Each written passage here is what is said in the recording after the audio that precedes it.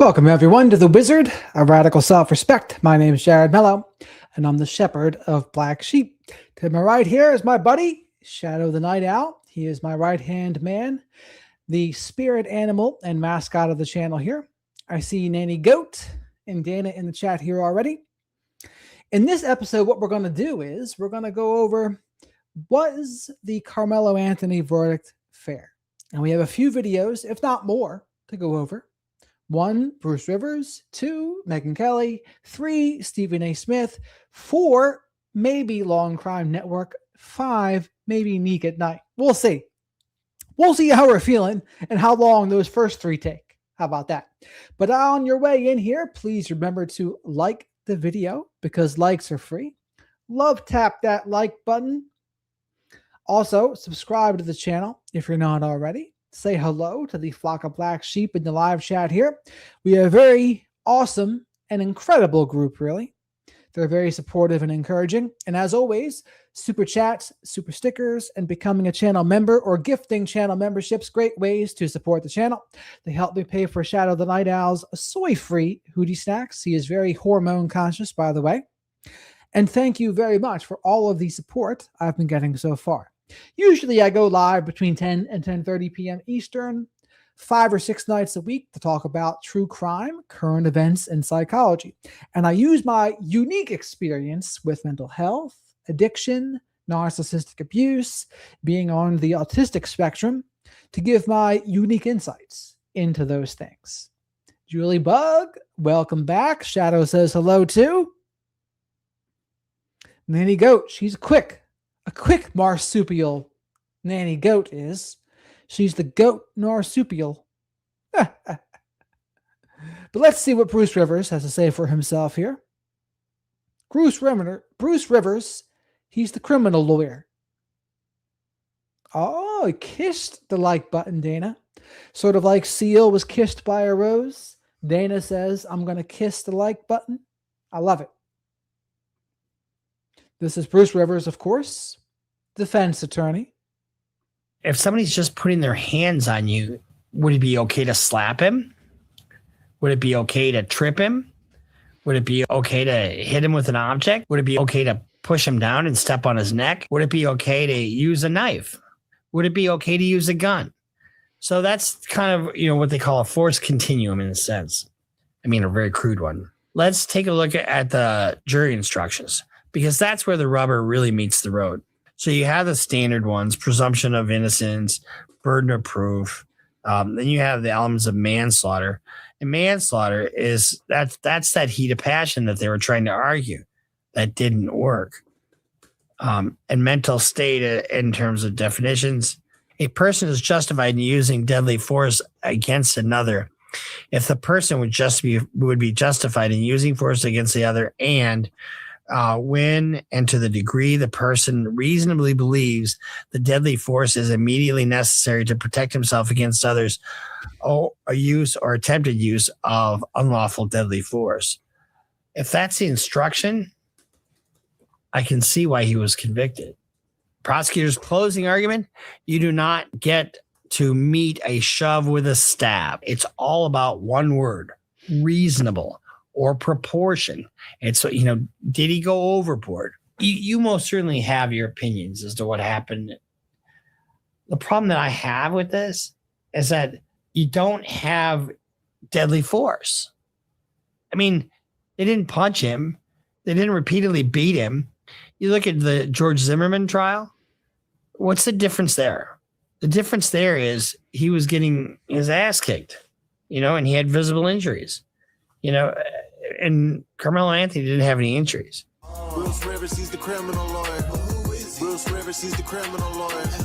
Bruce Rivers, he's the criminal lawyer. And what he do? And it's gonna react to all the self-snitching.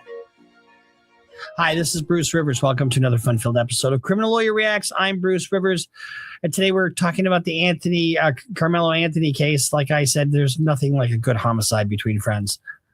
And you are my friend.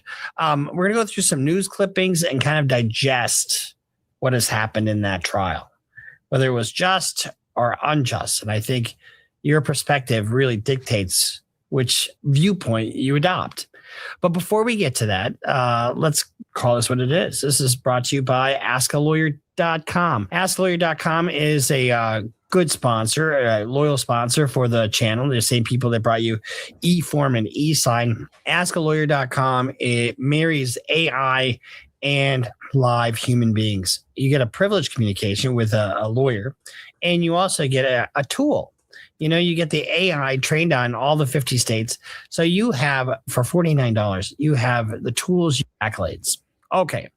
So Karmelo Anthony had his trial last week, and he was found guilty. I'm not really surprised. In my last video, well, first of all, I mispronounced the name. Okay. You people who so aptly roasted me and say, "Oh, you dumb shit." Well, you know what? I was reading off a news article and it misspelled his name. And I said, "Are you sure that's his name?" And are you sure that? Because I assumed that whoever wrote the fucking article knew what the hell they were doing, but apparently they didn't. And then they made me look like I didn't know what I was talking about. Austin. So for those who don't know, he was saying Austin's name was Metcalf, Meccalf. And then the chat was roasting him because his name, of course, is Austin Metcalf, Metcalf. And his chat let him hear about it. And so that's what he's talking about right here.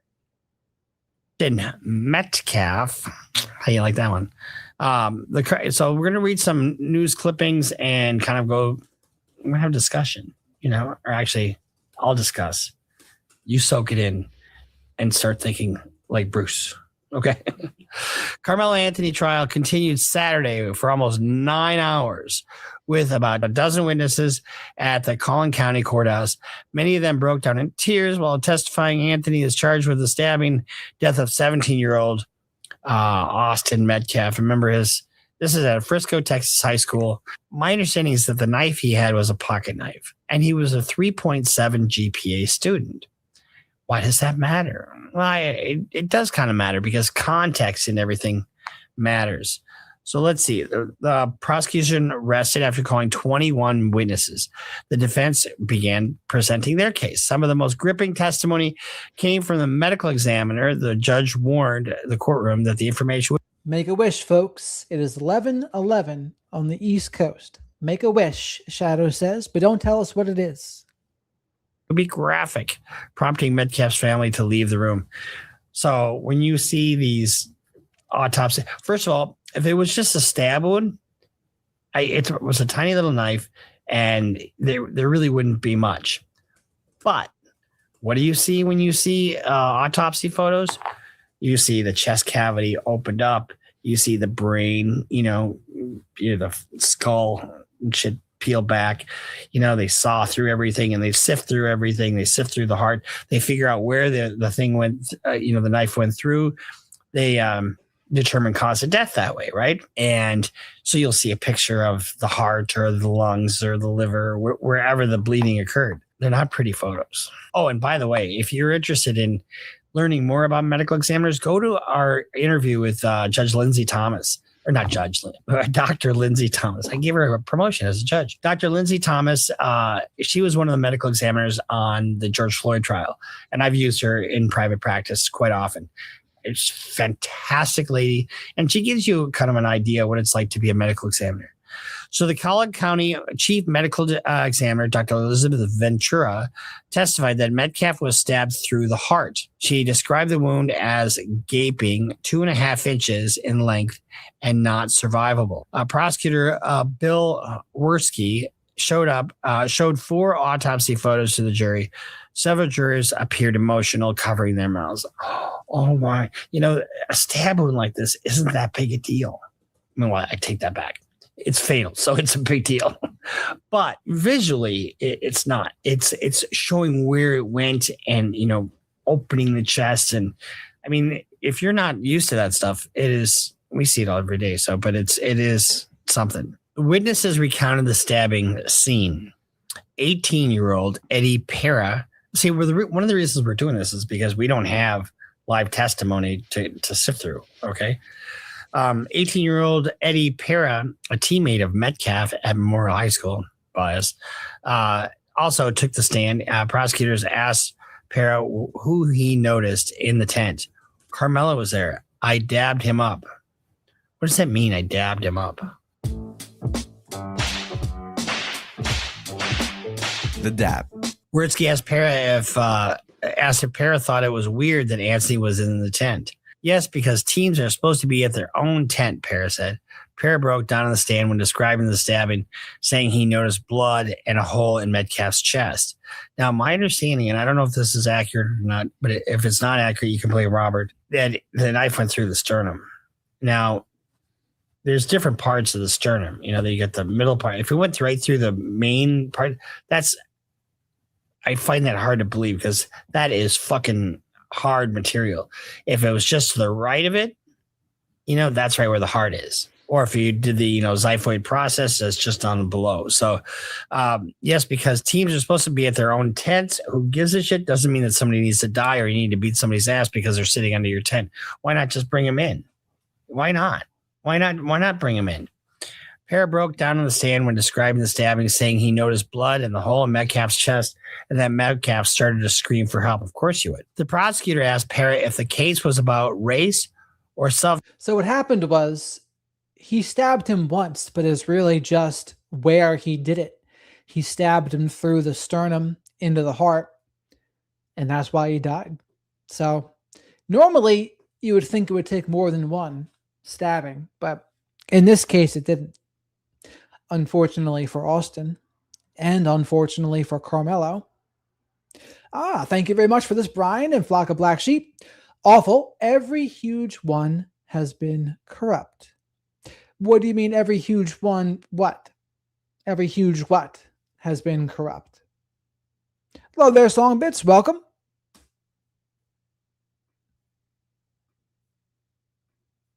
Defense, and Para said no. Wertsky then asked who was wrong that day. Para replied, Karmelo. How the fuck could you ask somebody who was wrong? That should have been objected to by the defense. And I'm not sure if they may have objected to it.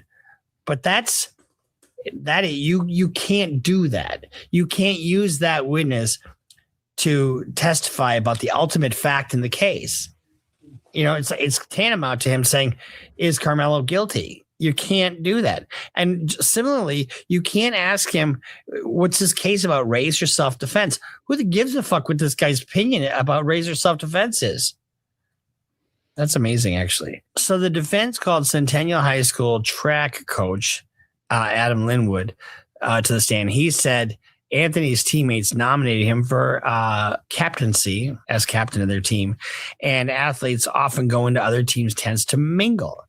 The prosecutor asked, is there any reason an athlete should have a knife at a track meet? And Linwood said, no. Well, you got that going on. I've heard people say that before. Like, okay, what are you doing with a knife at a track meet? But you know what? Some people just carry a knife all the time.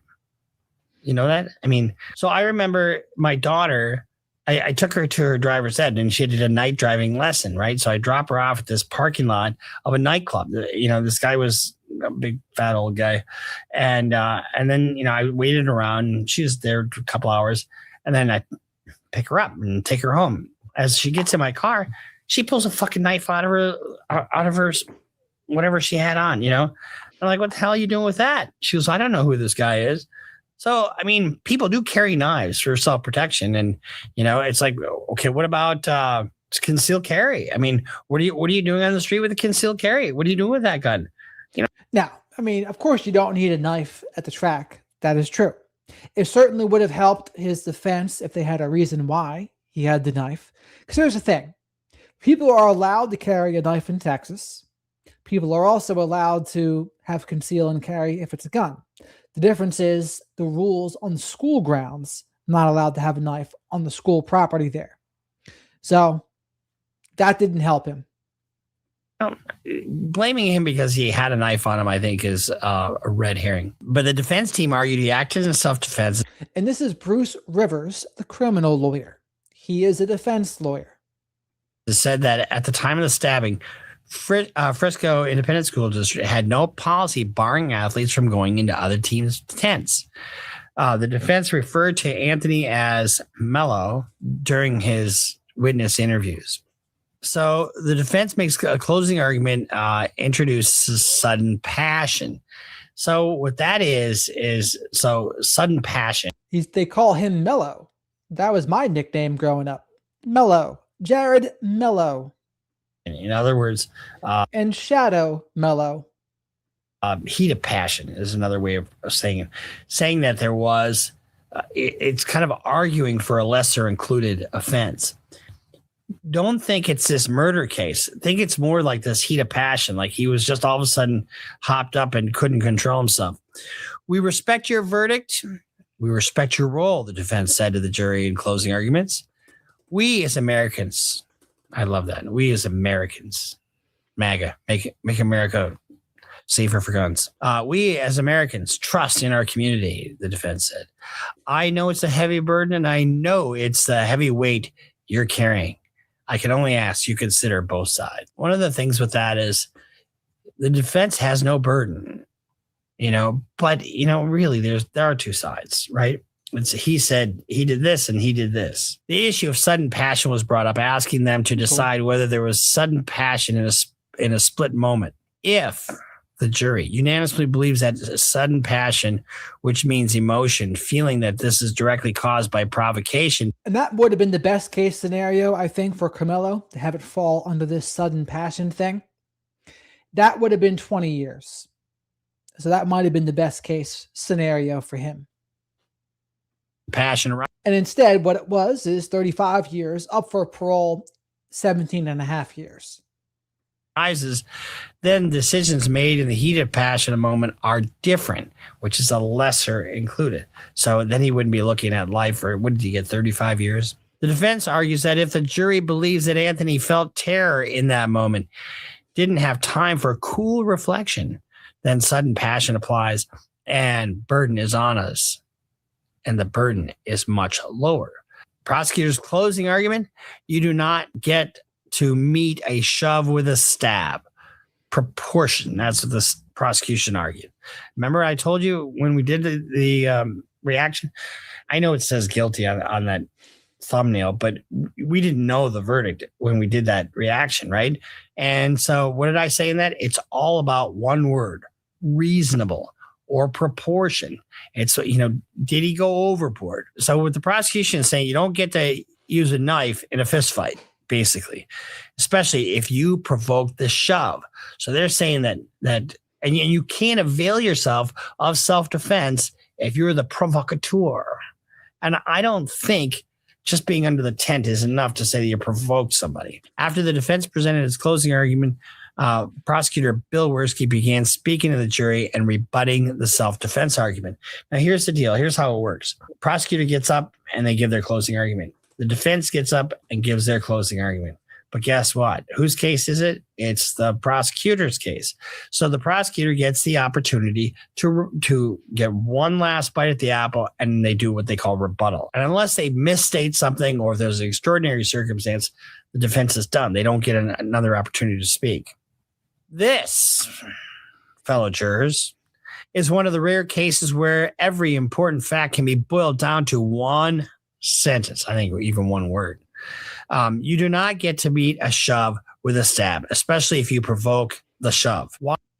Yeah, and I mean, that's where Karmelo ran into trouble. The disproportionate response. That's just not it's going to be hard for the defense to defend that and claim that part as self-defense. So self-defense is one thing, but lethal self-defense is a completely different thing. And he could have walked away here. Why didn't Anthony just not walk away? Bohr said to the jury, you see, he had a choice to walk away and abandon the encounter. Yeah, and he did. They were asking him to do that at first. Why didn't Anthony just walk away? If it's a stand your ground state, which it is that, saying that it's tantamount to saying he had a duty to walk away.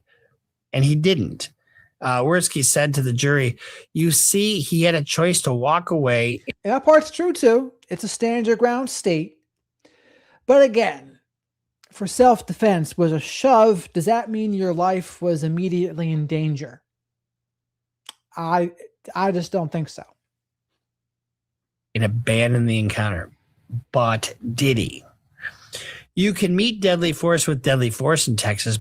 You can't meet force, a shove, with deadly force, a stab, he said. Size differential, it doesn't work in this case. You don't get to kill someone just because they're bigger than you. He really has to believe that he's in fear of great bodily harm or death for him to be able to use lethal force. Worski further explained why he thinks the self-defense argument does not hold up in this case. Self-defense has to be a reasonable belief.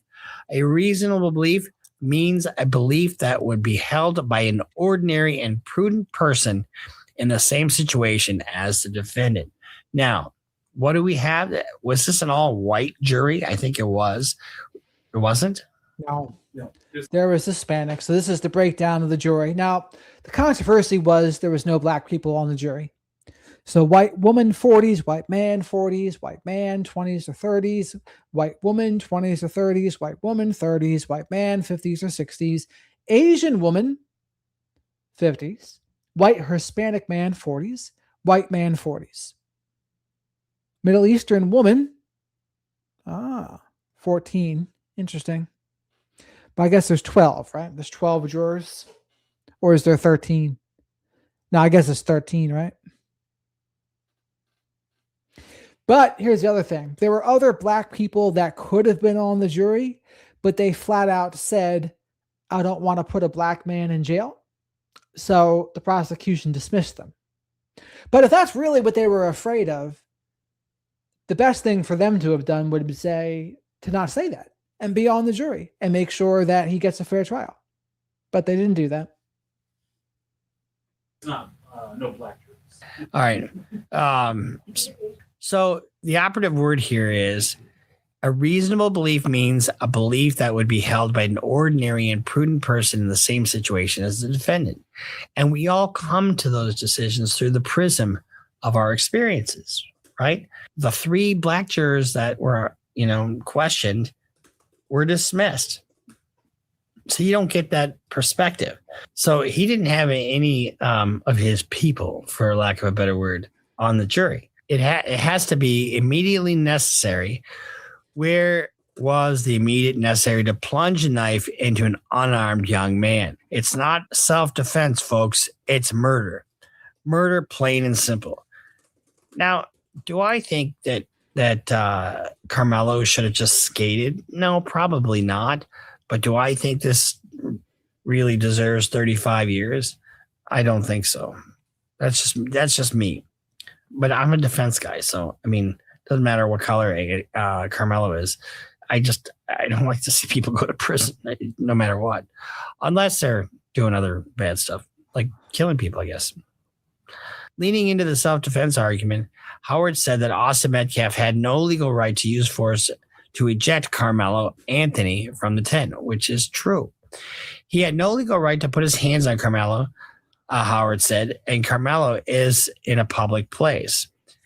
I just, I've been to track meets, and, my daughter was in track. And so I was in these tents, and if a competing team member came over and sat by us, because let's say you have a friend that's in another school and they came over and chatted, that doesn't mean you put your fucking hands on site, especially if it's raining. Oh, hey, buddy, what are you doing here? Okay, we'll just hang out and, or why not make friends? And you'd be alive. It was rumored, and I don't know if this is true because I haven't seen the trial, but that he said, touch me and see what happens. That's provocation. Howard asked the jury to... And he did say that, according to the reports. Put themselves in Anthony's shoes, which you're not supposed to do. You're not supposed to ask the jury to do that. Reminding them that it was raining. You want to get out of the rain. Sure enough, one of the people at the memorial said, yeah, come over. Then all of a sudden, Hunter Metcalf or Austin say, who are you? You need to leave. These guys are much bigger than you. Do you turn your back and walk away and take the chance with these teen boys with their raging hormones? It's not a good defense. Like, that's not a good defense. Do they have a heart on while they're doing this? Ah! That falls. Sato said that was inappropriate of him. But good, lucky for Bruce Rivers that Shadow and I do have an inappropriate sense of humor as well. Shadow is not politically correct, mind you. But again, that just wasn't, in terms of the actual defense in trial, that defense isn't going to get you too far. But like the lead attorney said yesterday, if Karmelo's family would have reached out and took the olive branch that Austin Metcalf's dad, Jeff, was trying to hand them about a year ago now, that could have completely changed the tone and tenor of the case. And instead, if Karmelo would have showed remorse and the family didn't act like Karmelo was the victim, took accountability, showed remorse, and then during the victim impact statement, instead of being rageful, as that's what Jeff said that grief is, it's rage, perhaps he actually says, you know what, Karmelo has shown remorse, he's taken accountability for his actions, so I want the jury to give him some mercy in the sentence. And again, if they take that olive branch, that is what could have happened. But of course, that is not what happened. Instead, the opposite of that happened. And we see what we have here now. And this does matter. If you show remorse, you take accountability, and the family actually tries to have restitution towards the victim's family, that does make a huge difference. And that can explain some of the differences in sentencing in some cases. Maybe not all cases, but in some cases, as the lead attorney said yesterday, and we went over it, I think it can make a huge difference. It's a little flat, doesn't it? Who are they? Are they the protectors of everybody there? And that's what are they the enforcers? They're trying to kick people out who don't belong there. Who gave them that right? And these are not little guys. You know, there is a size differential. And if you're up in the bleachers, you know, and they put your hands on you, how do you know you're not going to be flung over the side? That's how I would have done it. Austin and Hunter had the right to tell Melo to leave, but they did not have the right to use deadly force to make him leave. Howard said. Melo had. Why would he call him Melo? I would have said Mr. Anthony. You know, Mr. Anthony. I mean, you don't call your client by a nickname. This is a serious proceeding. Maybe that's like the humanizer, right? Perhaps. Melo had an absolute right to defend himself against that. How do you know in a split second of chaos when it's too late? Because if you wait too late to defend yourself, self-defense is meaningless. One of the things I've said in trials where, especially where it involves, you know, firearms and a lot of bullets flying, said, imagine if the situation was that my client was a police officer. Self-defense applies to a police officer exactly as the way it does to anybody else. And if you think a police officer would be reasonable responding in this particular way, then you find my client not guilty. And that worked, actually. Witness describes friendly interaction before confrontation escalated in Frisco Memorial tent. A new defense witness, a 17-year-old male student from Frisco Memorial High School, took the stand, and his testimony was this. It was raining hard enough for people to be under the tents. Yes. I want to talk to you about Melo coming to the tent. It was clear Eddie knew Melo. I don't like him using Melo. I just don't, you know, it can be said that you're using it to humanize him, but you can also use that to dehumanize at the same time. You know what I mean? Oh, he's just some kid named Melo. You know, I don't like it personally. But that's good. That's just a style thing, is all that is. Romello entering the tent and interacting with Eddie, it was clear that they knew each other, ? Yes. Eddie called Karmelo over to the tent? Yes. And the interaction between Eddie and Melo was friendly? Yes. After Eddie called him over, Melo sat down? Yes. So he was invited to the tent, evidently, according to a witness. For about 5 minutes, friendly talk. No one expressed a problem with Melo being there? No. Do you recall the first person to say to Melo, who, do you see how that Melo just doesn't sound, we're not talking about a human being here. We're just talking about Melo. I don't like it. Don't like it. One back. Do you recall the first person to say to Melo, who are you? It was Hunter Metcalf. Hunter is a big guy. You can say that. At the time of the event, Austin was a little bigger. I say substantially bigger. I believe you told the detective Hunter you didn't tolerate being disrespected, or Hunter didn't tolerate being disrespected. Yes. So Hunter tells Mello to leave. Yes. So then Mello says, no one has a problem with me being here beside you. Yes.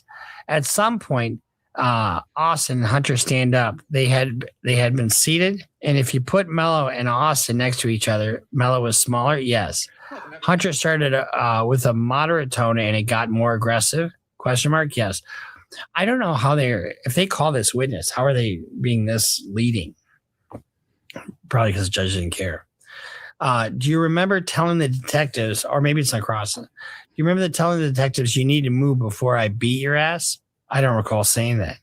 The defense approaches the witness with papers. The witness agrees that Austin said something like that or something similar. So I have no doubt that Austin and his brother were kind of the big dogs, right? So Austin is standing up. Mello is seated. Yes. And that's when Mello reached into his bag after Austin mentioned something about beating his ass. Yes. Austin calls his, see, I think it's more powerful when you have a situation like this to have the witness go through everything and tell you instead of you doing it and having them confirm. This is just call and answer, basically. And Austin calls his bluff and says, I know you don't have anything in that bag. Yes. So for Austin to make his way to Mello, he has to move up 5 rows. Yes. So it sounds like I'm going to beat your ass, and Nanny Goat singing that song, signed, sealed, deliver it. There is a threat there. Austin takes a step down or two, and then they talk, and that continues. Yes. All this time as Austin is moving closer to Mello. Mello is seated with his hands in the bag, like, don't come closer to me. So he's got probably the knife in his bag. Yes, sir. Mello says, as long as you don't touch me, we're cool, or don't touch me. You ever see these videos? Don't touch me, man. Don't touch me. Don't tase me, bro. We have these knee-jerk reactions to being touched. I like being touched. If I'm sleeping, I don't want Robert to touch me. But other than that, I'm good. So you told the detective Austin reached up and tapped Karmelo on the shoulder. And while Mello was still seated, correct? Yes. There's a touch and then there's a grab. Yes. Austin, grabbed with both hands. Both hands were in motion. Austin is reaching for Mello at that point. Mello's hands come out of the bag. So if somebody's just putting their hands on you, would it be okay to slap him? Would it be okay to trip him? Would it be okay to hit him with an object? Would it be okay to push him down and step on his neck? Would it be okay to use a knife? Would it be okay to use a gun?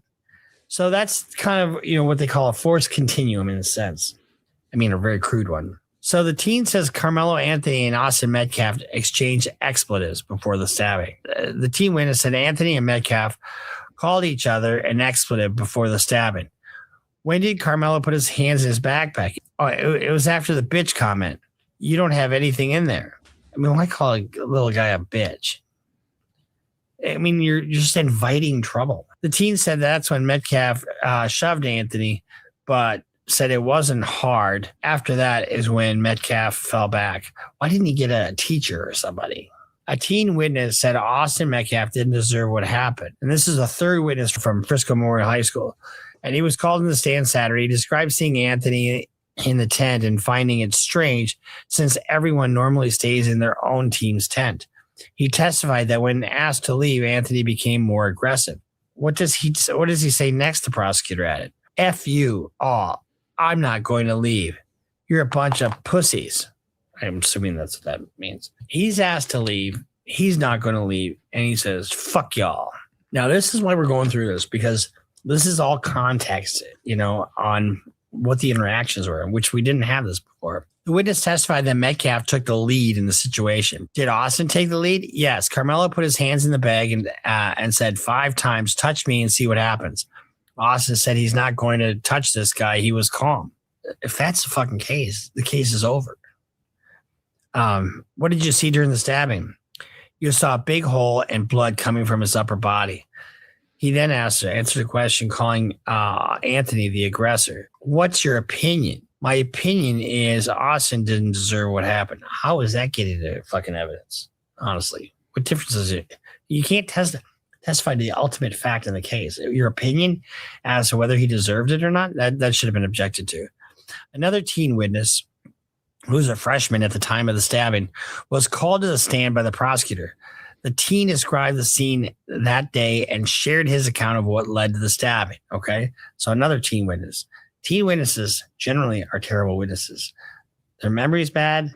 They are not respectful of your time, and they have pimples. So when asked what Anthony did when he was asked to leave the Memorial Tracks tent, multiple times the witness said, he doesn't leave. He gets angry and tries to provoke us, saying, make me leave. Now, keep in mind, these are all Austin's friends testifying. So they have that bias, that wanting to get justice for Metcalf. Notice I said Metcalf. When asked, was Austin or Karmelo instigating, the witness said it was Karmelo. So that's your observation. When cross-examined, defense attorney Shook said, when Austin decided to push him out, how did he get to him? He walked over to him. So I always say in a self-defense case, whoever closes the gap loses. And Austin closed the gap. Austin's coming over to pick him up and kick him out of there. Was Karmelo still sitting down? I think so. Did he push or grab him? He pushed him on his shoulder with both hands. Then the prosecutor, Bill Werski, asked, what happened next? Austin tries to force him out because we didn't have any other choice. The witness was then asked by Werski whether the stabbing was self-defense or murder. This was murder. How in the fuck are you allowed to ask that question? How can you? I wouldn't be surprised if this gets flipped on prosecutorial misconduct or ineffective assistance. I mean, how do you let that stand? Now, I don't know if he objected to it or not. I would hope that he would have. Jurors were visibly shocked by the graphic autopsy photos of the Texas teen Austin Metcalf, including eviscerated heart. You know, I had a case where my client and his brother were hunting and smoking and drinking beer all day. And my client got a deer, his brother didn't, and he's giving him shit when they get back to camp. Oh, you have the biggest fucking deer, blah, blah, blah. Lighting out fireworks, and his brother's trying to get to sleep. He bashes him in the head with a tire iron. And he's like, fuck, you fucked me up. You gotta take me to the hospital. And he was fucked up. He had a skull fracture. While they're on their way to the hospital, and my client starts in on him again. You fucking... And so he pulls over, and he's going to let him have it again. And so my client takes a 10-inch buck knife, stabs his brother in the heart, cuts his heart right in two. And then he gets out of the car. He's still alive for like just a few seconds, goes around to the other side of the car and collapses. And, you know, so you see these photos of it, and it puts you there. It puts you there because you see what caused the death. They averted their eyes during this grim evidence, and it's tough to watch. Some of the jury members gasped when one woman put her hand over her mouth as pictures were displayed of Metcalf's body, showing a large stab wound in his chest and his punctured heart. Here's the thing. When you are looking at these photos, I mean, I had another case where... Shadow says, remember to hit the like button because likes are free. So love tap that like button. Make sure you subscribe to the channel. Say hello to the awesome flock of Black Sheep in the live chat here. Black Sheep Nation, they call themselves. We do have some Revenge of the Black Sheep and Black Sheep Nation merch to go check out as well. I do have a buy me a coffee thing in my links, by the way, Danielle, as well. Thanks for the suggestion about that. I had one. I just didn't never put it up. But now it's up. How about that?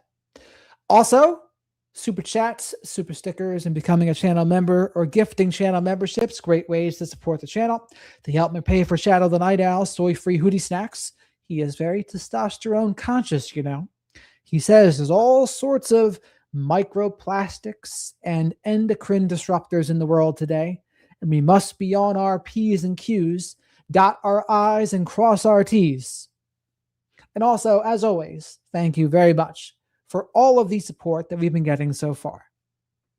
My client and his brother are responsible for the death of his brother's girlfriend, and his brother had beat her to death with this baseball bat in the face. really pretty girl. Really, it just pummeled her. That was probably the worst autopsy photos I've ever had to look at. And then they put her in the back of a fucking truck, tied her to a motorcycle, and got going about 50 miles an hour. Threw it out the back of the motorcycle, thinking, "Hey, I know, we'll make it look like an accident."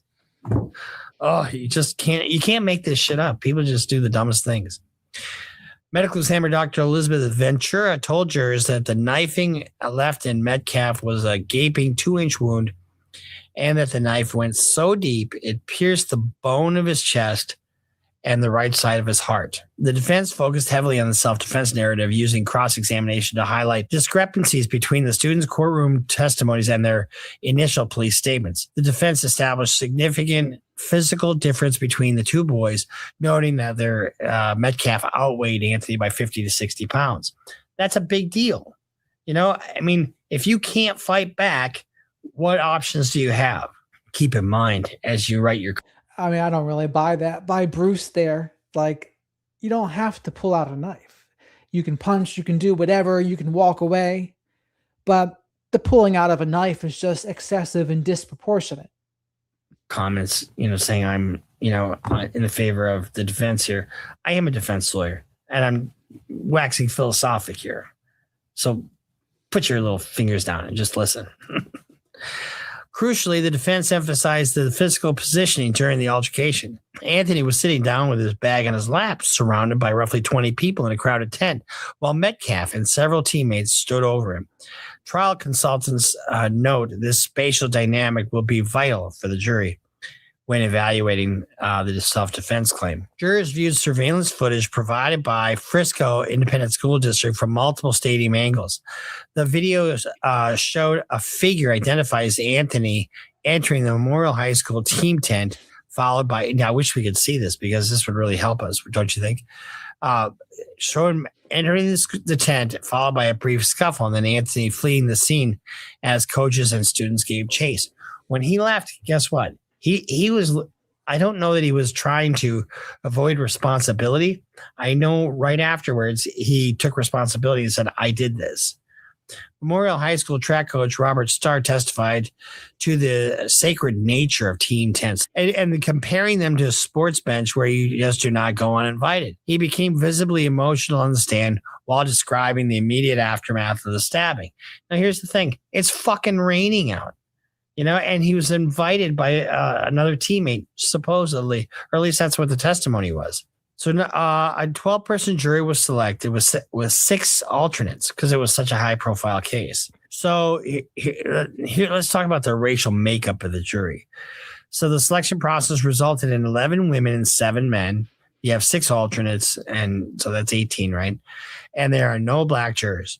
The final phase of jury selection grew tense when defense attorneys lodged a formal objection called a Batson challenge, because in the second round of strikes, the prosecutor struck 3 black jurors. All you need is some plausible race-neutral reason to survive a Batson challenge.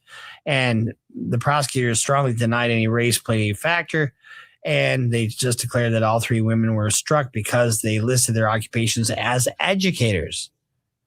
You'd think you'd want educators as jurors in this case, because the fatal incident occurred at a school sponsor. I don't like teachers and I don't like lawyers on my juries.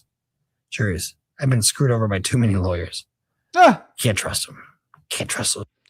Okay, so the defense lawyer does not like lawyers on the jury. Interesting. I wonder if those lawyers were defense attorneys or prosecutors, or just unrelated, like maybe insurance law or something. But as Matt Murphy would say it, Matt Murphy, the prosecutor and who wrote the Book of Murder, he would say every lawyer, or especially prosecutor, their goal is justice, right? And sometimes if justice is your goal, it means the person walks if they're truly innocent. But if the person's guilty, then justice is doing the time, baby. Those bastards. Because the fatal incident occurred at a school-sponsored athletic function involving school-aged children, Prosecutors seemingly did not want traditional educators on the panel, which I don't understand. The judge sided with the prosecution. The judge sided with the prosecution, allowing the strikes to stand. So they struck 3 black jurors. So there was no African Americans on the jury. So they were only given an hour and 45 minutes, which isn't a lot of time, I guess. Assistant DA pressed the pool on whether they could listen to the evidence with an open mind and follow the law to render a verdict, even when dealing with a young defendant. The questioning took an unusual turn when Mitchell asked if race could affect anybody's ability to determine guilt. After a handful of people admitted it could, Mitchell noted that his entire career he has never had such an explicit conversation about race with a jury panel. This is a race case, no matter how you slice it. You got a big white football player against a 3.7 little track star who's outweighs by 50, 60 pounds. One Frisco educator in the pool was excused after stating hit too close to home. Howard, the defense attorney, immediately signaled that the entire trial would pivot on whether Anthony had the legal right to defend himself. That's a good way to put it, actually. I mean, Texas is a defense state, defend yourself type state. Howard, who referred to his client's nickname as Mello, which I don't agree with, questioned the pool on whether they would be penalizing Anthony if he exercised his right not to testify. He also gauged their feelings on prison sentence, noting that the minimum threshold for murder is a 5-year. You're not supposed to talk about consequences. You're not supposed to get a promise from a jury, on what they would do. So one of the things you do in jury selection is you try to showcase your case a little bit. You try your case a little bit and you want to see what the position of the juries are. I would never say, would you hold it against him if he didn't testify? Because you just told him that basically that he's not going to testify in this trial. How do you really communicate the ultimate fear of great bodily harm or death that's required for the use of deadly force if your client doesn't communicate that? I think in every self-defense case that I've had, bar maybe 1 or 2, and I've only lost 1, my client has testified. So how do you communicate to the jury the terror that your client felt? Yeah, he was puffing up his chest and saying these things, but he was scared shitless. And he was saying, back off, or you're going to catch a fucking blade in the chest. He didn't say that, but let's take a look at the jury instructions, because that's where the rubber really meets the road. So you have the standard ones: presumption of innocence, burden of proof. Then you have the elements of manslaughter. And manslaughter is that's that heat of passion that they were trying to argue that didn't work. And mental state in terms of definitions: a person is justified in using deadly force against another if the person would be justified in using force against the other, and when and to the degree the person reasonably believes the deadly force is immediately necessary to protect himself against others, or a use or attempted use of unlawful deadly force. If that's the instruction, I can see why he was convicted. You can win a case just by formulating the right instructions. I've done that on civil cases. It's easier on civil cases. There's a committee that is assigned to write them. I've got them right there in those green books. You most certainly have your opinions as to what happened. The problem that I have with this is that you don't have deadly force. I mean, they didn't punch him. They didn't repeatedly beat him. You look at the George Zimmerman trial. What's the difference there? The difference there is he was getting his ass kicked, and he had visible injuries, and Karmelo Anthony didn't have any injuries. So where's the... Yep. And that makes it tough too. No injuries. How do you prove your life's in danger when there's not a scratch on you? It's tougher. Video. This is from Janie Richards. Where's the video is all I got to say. I heard about what the video shows, and they haven't shown us yet. Wait till that video is released. We demand that. Well, Jamie, go get it. Do a Freedom of Information Act request. Deb Blom says, never disagreed more with Bruce. Oh, fuck. Disagree with me? It was premeditated, right? When he says, touch me, see what happens. He was planning to stab whoever touched him. Bruce needs to do a little more research or brushing up on some of these cases. Well, I'm sorry, Debbie, the Debstress. Here's the thing. We didn't know what this testimony was, right? And I don't think him saying, touch me to see what happens is premeditated murder. Premeditated murder means you're planning to kill somebody, and I get that you can formulate premeditation in a matter of seconds. It can happen just before.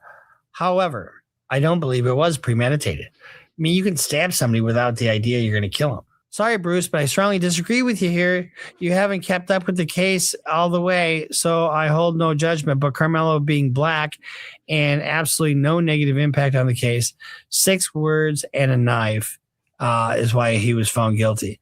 Touch me and see what happens. The phrase means it makes it impossible for him to claim fear for his life. I disagree with you a little bit on that, but I don't think you guys are totally wrong. I think that comment's correct. When you say, touch me and see what happens, then that really kind of hurts your self-defense case there, especially use of lethal self-defense.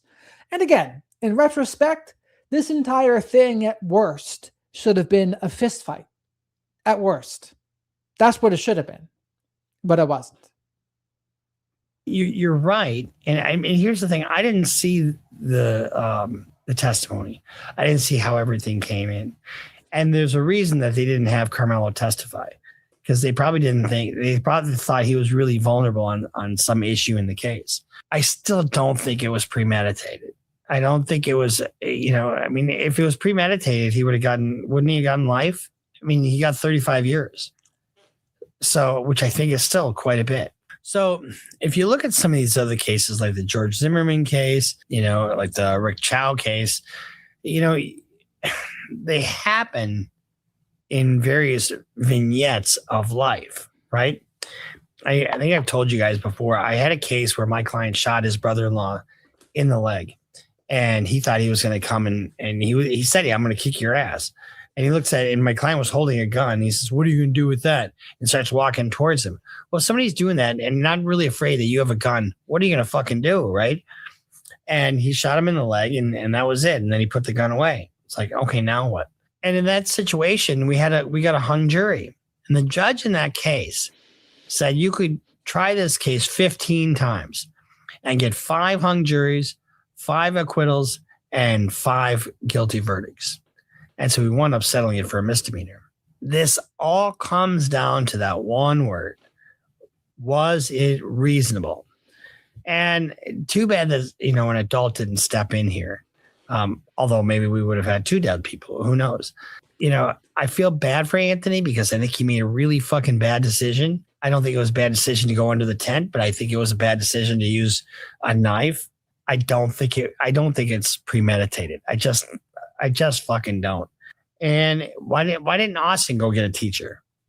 Why didn't Austin put his... But Bruce, that's not even a good defense. Bruce's defense is, I just don't think it was premeditated. I just fucking don't. Well, what's your supporting evidence for that claim, Bruce? That would be my Jared the prosecutor question. Well, anyone can say they think it, but what is your supporting evidence? Hands on him. And some people can be hypersensitive to getting your hands put on. But guess what? That's not the standard. There's an eggshell skull rule, right? Where if you hit somebody and they have a paper thin skull and you cause brain damage, you're responsible for that damage. And the reason I bring that up is because it's not like that here. Just because you have the ultra sensitive nature, that's not what you're judged by. So what would a reasonable person do under the circumstances? And that's just some random person that you pull out of the air. And that's when the jury looks at it and says, okay, what would I do? You know what I mean? It's just fucking sad all the way around. And what's even worse is how this is really divided a community. And you hear some comments where you don't even come walking in this area if you're white, blah, blah, blah. We don't fucking need that. So, to all you naysayers that say I don't know the fuck I'm talking about, I'm a defense lawyer, so I look for the good. I look for the way for the acquittal. I'm not a prosecutor, and I don't think this is so one-sided that it's that obvious. It kind of is, because you got a knife with an unarmed person, but you got somebody who's 50, 60 pounds heavier. They're up in the balconies or in the bleachers. I don't know. You could get a different jury and they could make a completely different scenario, different verdict. So the next step is for everybody's actions to be reviewed by an appellate lawyer. So you've got the actions of the lawyer himself. You've got the actions of the judge, the actions of the prosecutor. Honestly, let's do a hypothetical. Say this is an all-black jury. Do you think they come up with a different verdict? All-black jury. Maybe, but I still think even they, I think, would have a hard time like completely ignoring all of the evidence here. I think it's too much evidence to guilt. So if there are any rare irregularities in there that implicate either constitutional rights or his right to a fair trial, in other words, you're going to have a new trial. I did see some things and questions in there that I'm like, how the fuck was that even asked? Yeah, Linda, I saw the knife. I saw the knife that was bought from Walmart. You don't ask a juror questions about prison, and you don't ask a lay witness their opinion as to whether he's guilty of murder. That's testifying as to the ultimate fact in the case. And maybe that's okay in Texas law. Wouldn't be okay here. And each jurisdiction is just a little bit different. So we'll see you next time here on Criminal Lawyer Reacts. Well, O.J. Simpson found a way. O.J. Simpson found a way to not be guilty of killing Nicole Brown and Freeman, Ronald Freeman, or where the hell his name is, Ron Goldman. He was found innocent. So there can be some less than, what would you call them? Some iffy verdicts. How about that? There's certainly been some iffy verdicts in the history of America. Don't be too hard on me, please. I don't care. Actually, I don't care. I get why some of these people are saying, I got it wrong. I'm looking for the avenue for the acquittal. I'm looking for the self-defense, and that's where my stripes are earned, So we'll see you next time here at Criminal Lawyer Reacts. Make sure you subscribe, follow us on Instagram, follow us on Twitter, sign up for Patreon. So that's Bruce. Certainly the defense attorney's a defense attorney's view. Now we will go to the opposite view.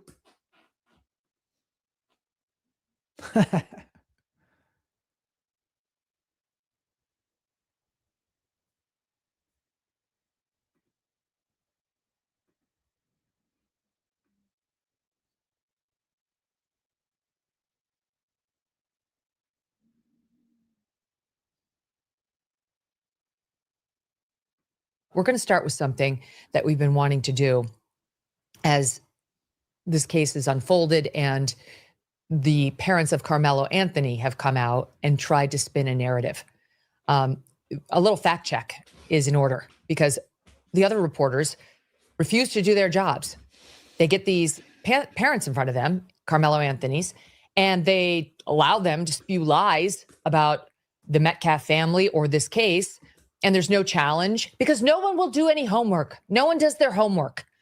And they just want to allow them to spin this narrative, and it's bullshit. So we're not going to do that here. We are going to correct the record so that you know what's real and what's not.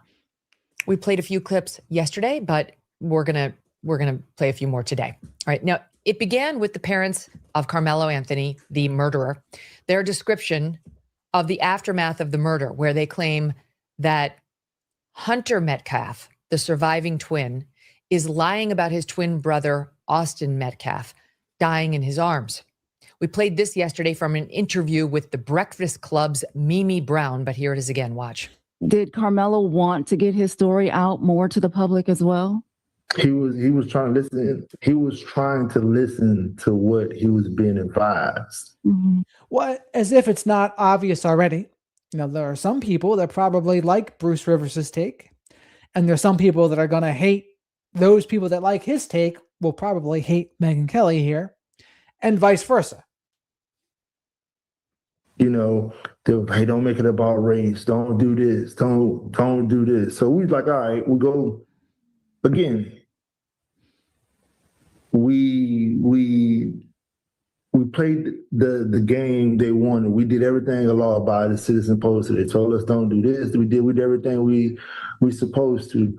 And he wanted people, of course he wanted somebody. They got pictures of him being 17 with a dress on, saying he'll be raped in jail. Like all kind of these adults are talking about this child, but nobody's seeing it. So we can't say anything. The other family, they go paint this lie that nobody still exposed, that he died in his brother's arms. And it was all. Well, that's not true, because that is the narrative. Yeah. No, you never heard it no more. That was a lie. Neither of those parents was actually there at the track meet. And Karmelo's mom, Kayla Hayes, who you saw there, said she had been planning to go to the track meet, but decided not to because of the weather. So she wasn't there. We know that for a fact. Hunter was there. He's been 100% consistent in describing what happened. Here he is with Fox's Will Kane the day after the murder. I stepped over there, asked him to move, got aggressive, he grabbed the bag. And then I whipped my head around, and then all of a sudden I see him. The day after? Oh my God. They didn't waste any time putting a camera in his face. Running down the bleachers, grabbing his chest, just blood rushing out. He said, he got stabbed. First I froze for half a second. I didn't know what to do. And then I saw him about to fall. I went to go over there. I grabbed him. I see. You can picture what happened when what was coming out of his chest, and y'all can visualize other stuff. I don't want to put down my mom right now, but I pushed my hand on there, trying to make it stop, and I grabbed his head and I looked in his eyes. I just saw his soul leave, and it took my soul too. I saw his soul leave, and it took my soul too. He tried to save his twin brother. He couldn't. And this, honestly, though, like when you listen to how they're talking, like the mother and the son, his brother there, the twin brother, that's what just makes it so obnoxious that the Karmelo Anthony's family played it the way they did, acting like he was the victim of it all. It's like, dude, that's just not the right way to go here. You should have taken that olive branch when Jeff offered it to you. Could have changed the whole tenor, but that's just not what they wanted to do. Described holding him. How dare this family go out there and try to... And also, I mean, Jeff did say some things I didn't necessarily like the other day. However, he was, I think, harassed and abused for the last year, which on top of having your son be murdered has to be pretty shitty. I mean, that's basically collective DARVO. Deny, accuse, reverse victim and offender. All sorts of people doing that. Swatting Jeff's house. There's all sorts of AI images of black people pissing on Austin Metcalf's grave. Black people posting them themselves, by the way. So, like, that's just obnoxious. Question his account as a lie. They know nothing. They know absolutely nothing. Hunter was not asked to take the witness stand during the course of the trial, but the testimony given did back up his version of events. The prosecution's fifth witness in the case was Joshua Redmond, an Army veteran and defensive coordinator at Liberty High School. Redmond testified that he noticed the commotion and he ran to the scene after Karmelo stabbed Austin. According to NBC5 in Dallas, Redmond had to move Hunter away from Austin's body, and that Hunter was, quote, freaking out, move him away so that they could give him medical care. After seeing Austin's wounds, Redmond testified, quote, I knew he was gone. Now look at what Karmelo's dad told CBS's Jonah Kaplan about the jury. Take us inside that courtroom. What stuck out to you? What stuck out to me, number one, was the all-white jury. But I was trying to be like, all right, it's not that big of a deal. I mean, the truth is on our side. Well, it's kind of, there was Hispanics and Asian people. Do you want to consider them white? Okay. You could have said no black people on the jury. That is true. Okay, this is totally false. First of all, the truth was never on their side, ever. The truth is his son murdered somebody in cold blood for no reason. That's going to land everyone in jail for decades minimum. This kid got off easy with a 35-year sentence. Easy. He easily could have been put away for life. I was just listening to a case in Nebraska. If you commit a murder, you go away for life, period. That's it. That's the penalty you get in Nebraska. You take somebody's life in a murder, you're going away for life. A life for a life. That's how it works. He is so lucky that he got only 35 years and could be eligible for parole in 17. He could get out of jail at age 34 with time served. I mean, that you got your whole life ahead of you, which is more than we can say for poor Austin Metcalf. But putting that to the side, it is a lie that this was an all-white jury. This is a lie being spun by race hustlers who want to stoke up racial animus in the wake of this totally just verdict. There were no black people on the jury, but it wasn't all white. Oh, by the way, why were there no black people on the jury? Because we had black jurors testifying. I'll give you an example, potential black jurors testifying things like this, quote, "I don't know if I'd feel right putting a brother in jail. Yes, you will be dismissed from the jury every single time for that kind of nonsense." Right. Any prosecutor, they hear someone say that, and that's just not a person for the jury that you want, right? Someone says, "I don't feel comfortable putting a black man away." The prosecutor is going to say, "Next." But if that black guy really wanted to make sure that things were fair and you want to have a black perspective on the jury, don't say that. Just say, "No, I'm going to do what's fair and what's right," and then be a part of the jury. That would have been a better way to go if he was really concerned about it. Sir, that's why we had no black people on the jury. It wasn't because the prosecution was biased or didn't like black people or didn't think black people could come to a sane, just verdict. But you can't put any juror, black, white, Hispanic, or otherwise, on the jury with statements like that. Irrespective, this was not an all-white jury. There were multiple minorities. According to Fox News Digital, of the 12 jurors, there were 3 racial minorities, including Asian and Indian. 8 were women, 4 were men. Of the 18 total jurors, including alternates, so when they, cast you back there, when they choose the 18, the prosecution and the defense have no idea who's going to be whom. 6 were minorities. So everybody needs to knock it off with this all-white jury narrative. It's not true. All right, and now here's more from Karmelo Anthony's parents here, the mother, Kayla, who had this to say about the witnesses at trial. All of the witnesses' statements and stories were inconsistent. So we thinking that the jury is going to notice that. But they already had their mind made up when they sat in that courtroom. Their mind was made up already. All right, first of all, this idiot doing the interview is sitting there with about 10,000 pounds of false eyelashes on, just nodding herself yes, her head yes. I guarantee you this woman didn't watch 2 minutes of the trial. She's just going with the narrative that is her preferred narrative. She doesn't know anything. She has no idea whether the witnesses were consistent or not, clearly. I understand the mother's grief at what has happened with her son, but that your job as a reporter is to stay factual and to not facilitate lies on your air.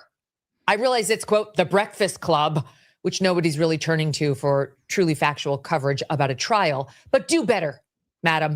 And it's like I said yesterday, there are times in America where there certainly has been racial injustice. But I just don't think this case is the example of that. This seems like a push to stabbing in the heart. No matter what way you slice it, a white man does that to a black kid, white boy does that to a black boy, just as guilty, right? That part shouldn't matter at all. If you're going to get into this game, do better. The witnesses were consistent. They just all went against Karmelo's case. Here's the Daily Mail's Marianne Martinez, who was in the courtroom, posting on X Friday, quote, "We have now heard from 6 teens who were at the stadium the day Austin Metcalf was stabbed by Karmelo Anthony. 4 out of the 6 are Black. All have testified that Karmelo Anthony was asked to leave the Memorial High School team tent, provoked Austin Metcalf, and pulled a knife before or while Austin had even pushed Karmelo.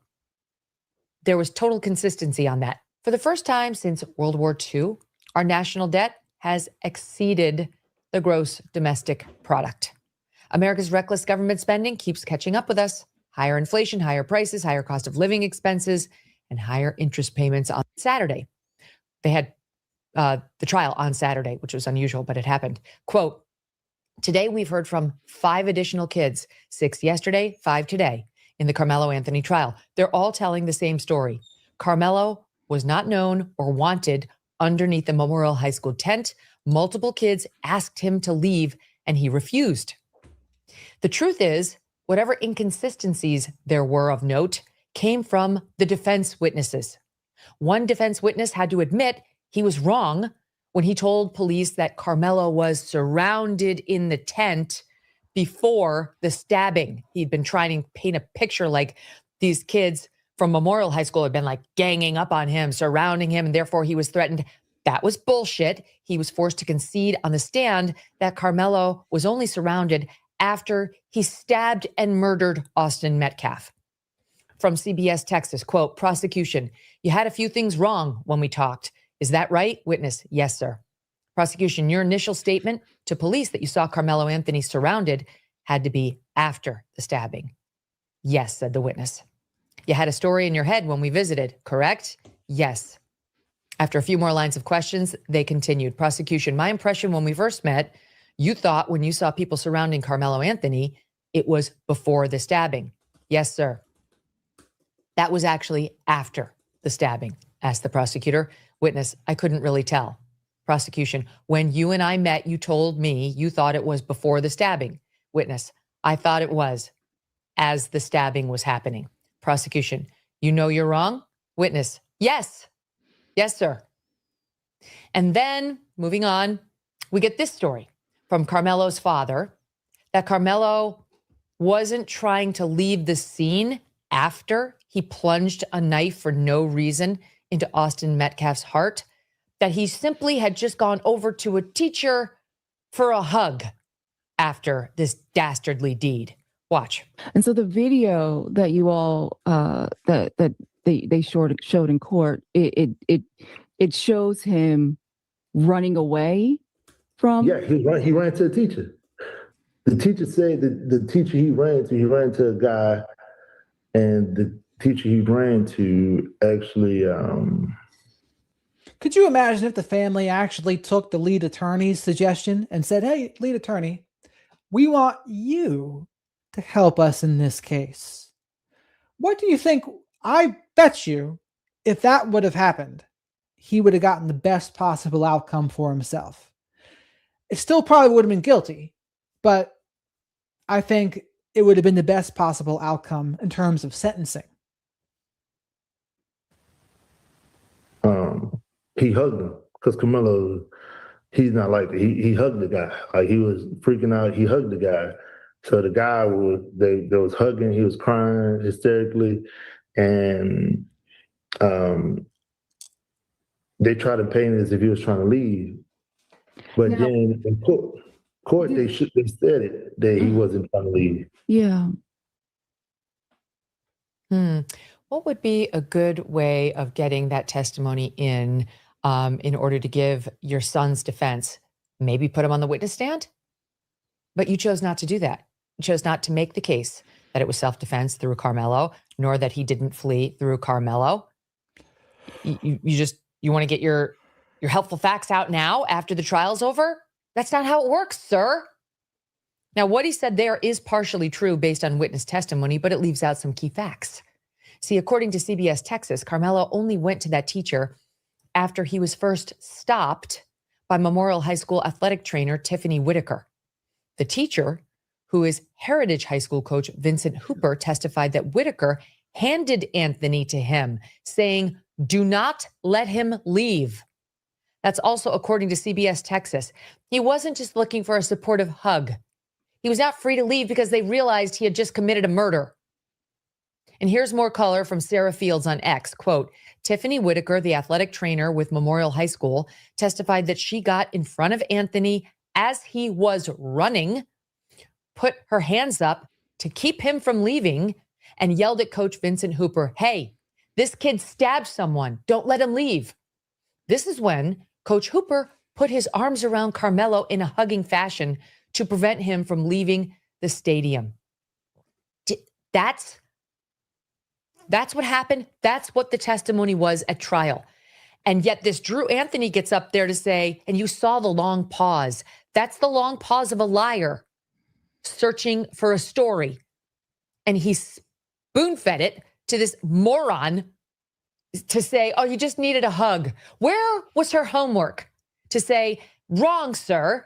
The trial testimony suggested he was stopped physically by a coach who had just received a holler from someone else saying, stop him. He just stabbed someone. This is ridiculous.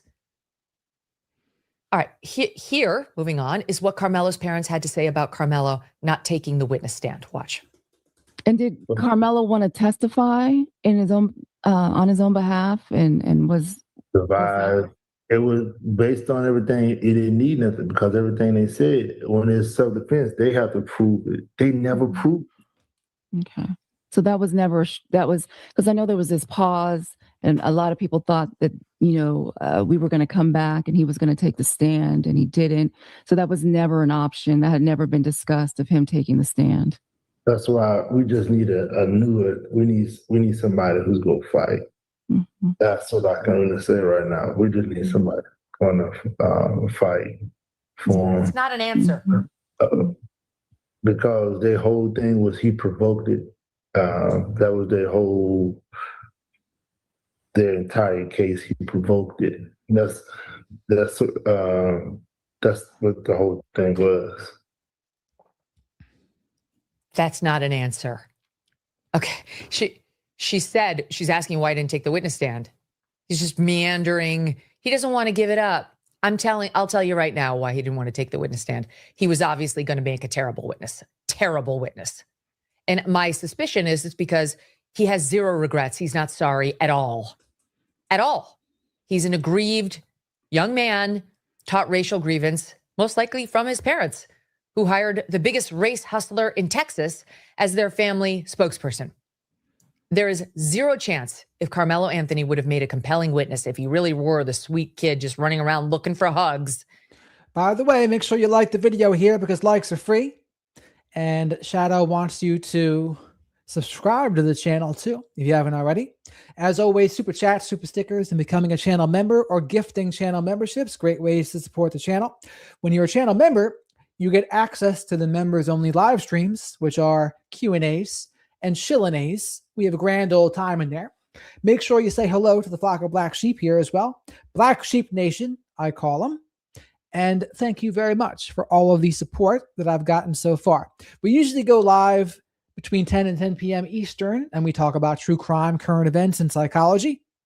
I give my unique insights into those things. I also interview a lot of professionals about psychology, dark triad, psychopaths, toxic relationships. Keep your eyes open for that too. And true crime professionals, people like the prosecutor, Matt Murphy, coming up soon. That he would not have wound up on that stand, my friends. That's how you make a self-defense defense. That's not what happened. And what he's saying there, in any event, is not true. The jury not only convicted Karmelo, they rejected his sudden passion defense that would have knocked down his conviction to only a second-degree felony. They just weren't buying what the defense was selling at all. Have you noticed the shirts that they're wearing too? They say, the parents here, #believe Karmelo. How are we supposed to believe him if he didn't say anything in his own defense? We have no idea what Karmelo's position is. He hasn't spoken one word. What do you mean, believe Karmelo? What the F is that? Some weird take on believe all women, which was also bullshit. There's no one to believe. You people are, I understand, upset parents, but you don't deserve our presumption. What are they even supposed to believe? Believe that it was just self-defense and the killing was warranted? Is that what they think that means? I don't really, there's no evidence to support that. Of truth tellers. You haven't earned it. We don't believe you. And your son has given us absolutely nothing to hold on to whatsoever. And you heard in that soundbite some animosity toward Karmelo's attorney, Mike Howard, who is white. They claimed that's the reason that they hired him, because they were advised to hire a white guy. Watch. Everybody kept saying, hey, to beat this. I even went to some black attorneys. They're like, oh, you need a white attorney to go out there to fight out there. Remember they were telling us that? So do you believe your son received a fair trial? No. Absolutely not. Absolutely not. Absolutely not. And we're going to keep fighting. Mm-hmm. We will not stop fighting for justice for my son. But was there at any point? I mean, think about this, though, right? If you're Austin's dad and you watch this, like, what are you thinking? What if you're his mom or you're his twin brother and you see this?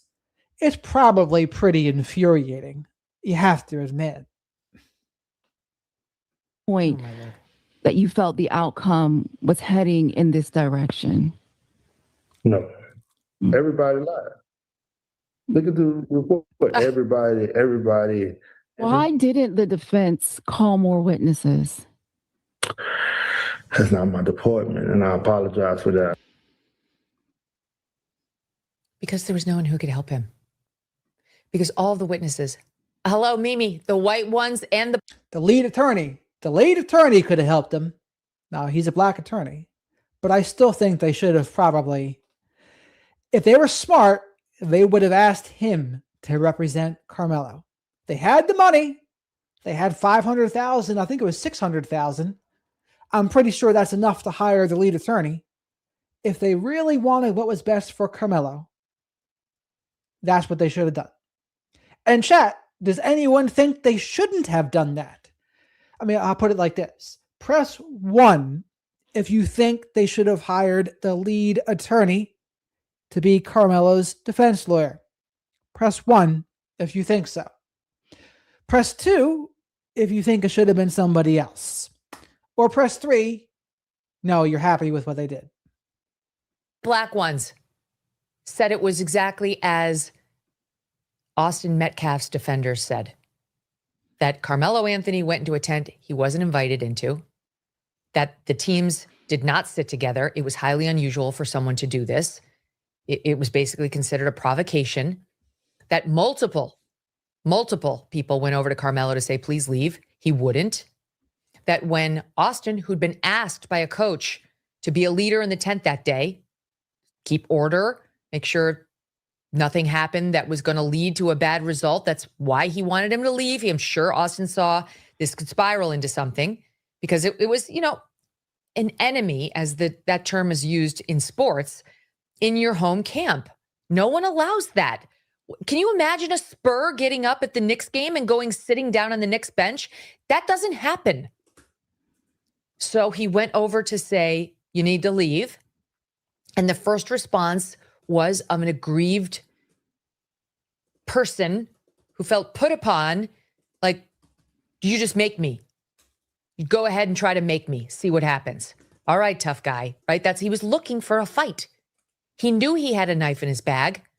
I've been saying for days now, I could easily make the case as a prosecutor that this whole thing was a setup, that he went there with murder in mind. Why else would he have brought that knife to a track meet, into a tent? Why else would he have dared Austin Metcalf to put hands on him? And then Austin does in a way that didn't even knock him into the man next to him, Karmelo, and his aunt, before he can even be rattled in his seat, he's got a knife in the guy's chest. Okay, that's the reason we didn't have more witnesses. The lawyer for Karmelo Anthony was not talented. There's no question. He wasn't. However, the reason there was not a parade of witnesses is they did not exist. They weren't there. He cannot manufacture someone out of thin air. So now they seem to be saying they wanted more of a fighter as an attorney. These people raised over $600,000 on Give, Send, Go for Karmelo's defense. Lots of good lawyers would have been eager to take that kind of fee, not to mention the publicity this trial would generate. A lot of lawyers love that. But instead, they went with Mike Howard. Did they do any research? Do they have access to Google?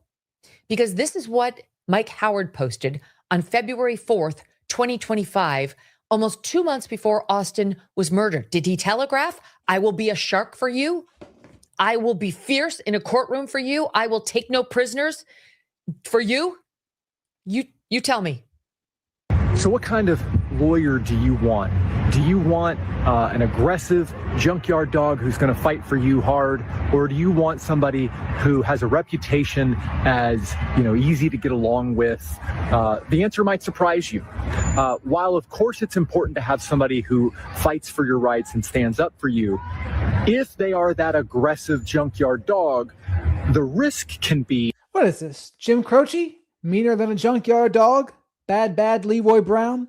Baddest man in the whole Mantown? That they end up being obnoxious or offensive to judges, to prosecutors, and even to juries if your case goes to trial. I have cultivated a reputation at the courthouses in which I work as somebody who fights for their clients. And if you go to trial, I'm going to give you a hard-fought trial, but who's easy to work with, easy to get along with, and reasonable. That ends up benefiting my clients. Okay. I'm sorry, but you have yourselves to blame. A concept with which you should really familiarize yourselves. That you have yourselves to blame for the way your son turned out, for the way his trial turned out, for the way your lives turned out. What happened to the $600,000, by the way? Where is that? Because just yesterday, he already filed for an appeal of the verdict and is pleading indigency, that he is, quote, penniless. So where's the money? Did it all go to this guy, Mike Howard? Or did it go to your mansion that you hung out in over the past year while you claimed you were receiving threats, driving around, living large? I'd love to know. Look, it's painfully obvious that Karmelo Anthony's parents let him down in numerous ways. And I want to end here, okay, on something that is actually largely true, that Anthony's father, Drew Anthony, said. Watch. He said it in court yesterday. I forgot. He said that they told my son to look at me when I'm talking to you. Who said that? The dad, the son, both of them said, "Look at me while we talk to you." Like, it's gonna come out. They said, "Look at me while we talk to you." What? Yeah, they did say, "Look me in the eyes." I don't know how Drew Anthony knows that, because he didn't bother to show up during the sentencing and victim impact statements. He couldn't bother to be there for his son in that moment. What was their reasoning for not going? Doesn't make much sense to me why they wouldn't be there. Did they give a reason for why? Auntie, do you know? Pieced out of there. But back to what Drew claimed in that soundbite. Yeah, Hunter Metcalf, Austin's twin, and Jeff, his dad, did reportedly ask Karmelo to look them in the eyes during their victim impact statements, and Karmelo didn't. He only briefly looked at Hunter one time. He couldn't bear to look in the eye the people whose lives he changed forever. He couldn't even give them that courtesy. All right, so one more quick video from Megyn. This family has not only failed to offer any courtesy or condolences to the Metcalf family, they are directly responsible for the hell that was unleashed on them. So they said they weren't allowed inside. I think the judge, though, would have said, because I know there was limited seating. That's true. But you would think the defendant's parents would be allowed in the courtroom. I'm pretty sure, no? Like the judge would say, yes, defendant's parents can be there. But they were saying, no, I don't know. I had to look into that. 1 year ago, that has been continuing ever since the day their son was killed. And that has gone on steroids since this verdict, this just supported verdict of guilty against Karmelo Anthony. the community, that's a faction of the Black community in Texas and a faction of the Black community that is in media has turned on the victims, on this poor family still suffering, and tried to demonize them somehow, rooting for harm, legal or otherwise, to happen to the twin brother Hunter. Openly, forgive me, talking about urinating on Austin's grave, celebrating the thought of it. It's despicable. Joining us now is the man Karmelo could not seem to face, Jeff Metcalf. He's the father of Austin Metcalf. Jeff, welcome to the show. I am so sorry for your loss and for what has been happening to your family. Thank you for this time.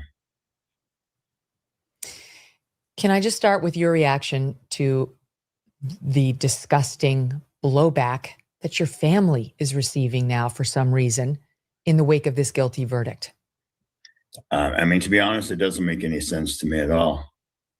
If you're just a average, normal human being that has empathy and compassion for your fellow man, you don't act that way.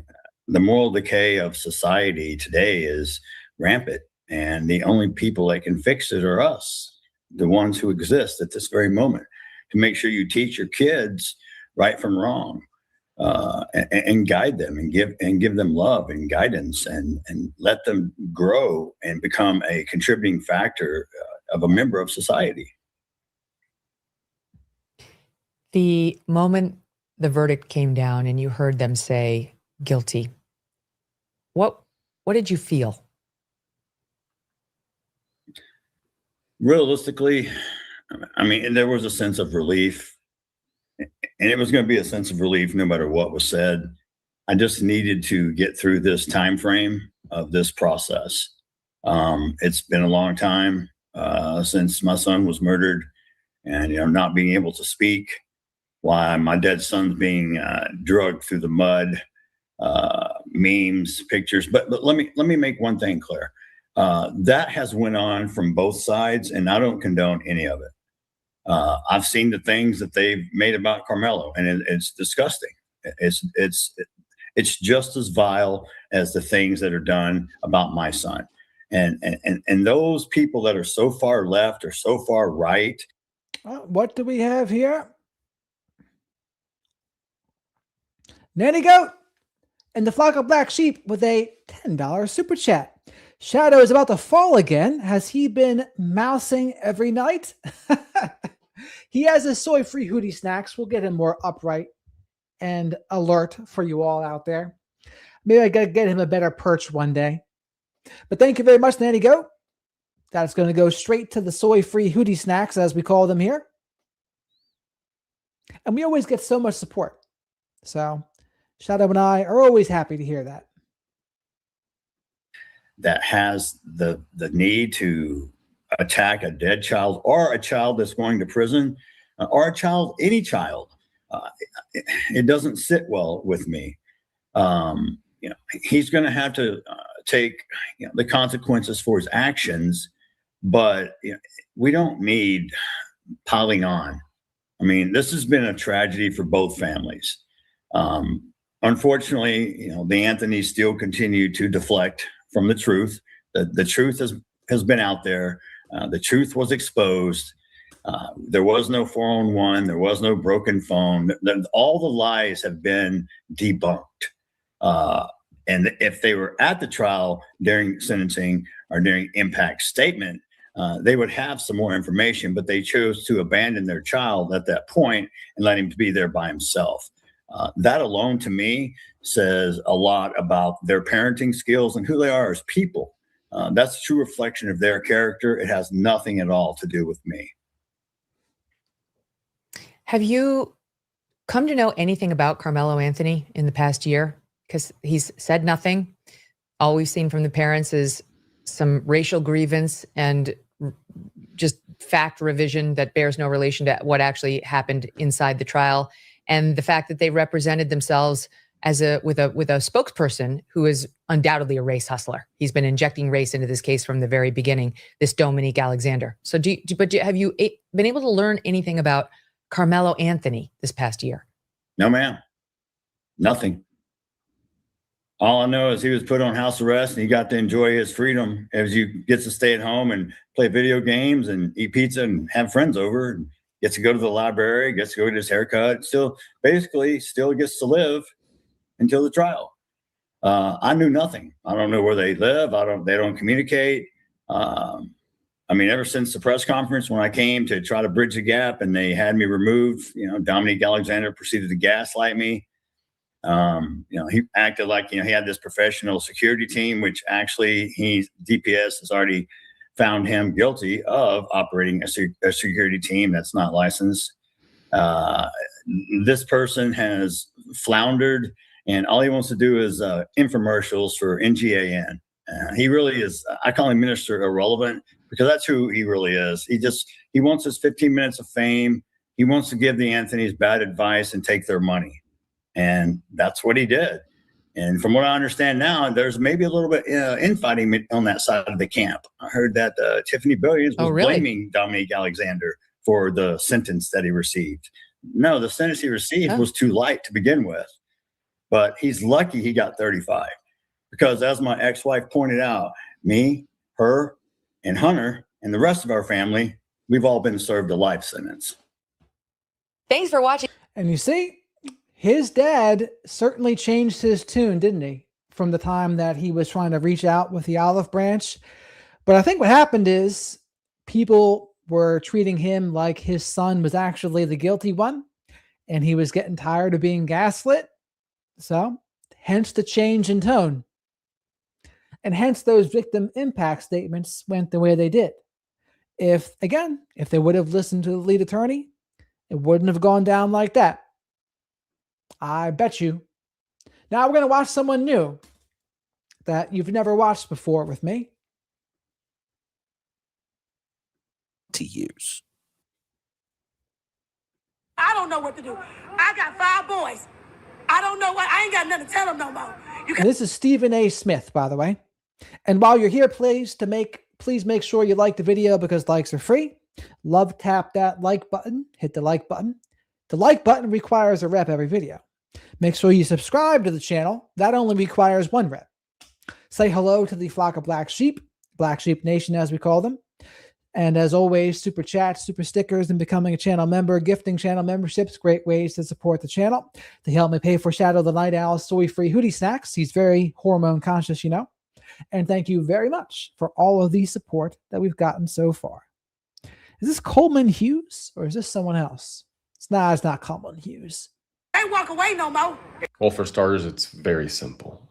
Don't bring a knife to a track meet. It's crazy because she's out here acting like her boys are in danger because a black man or child, whatever, about to be 18, was found guilty for stabbing a white kid through the heart. Oh, what we have here? I don't know if I know this person. Skyrix Core, thank you very much for the super chat. Is it just me, or is it that we are all sick and tired of these triggers? Which, well, I get it. Thank you for the super chat.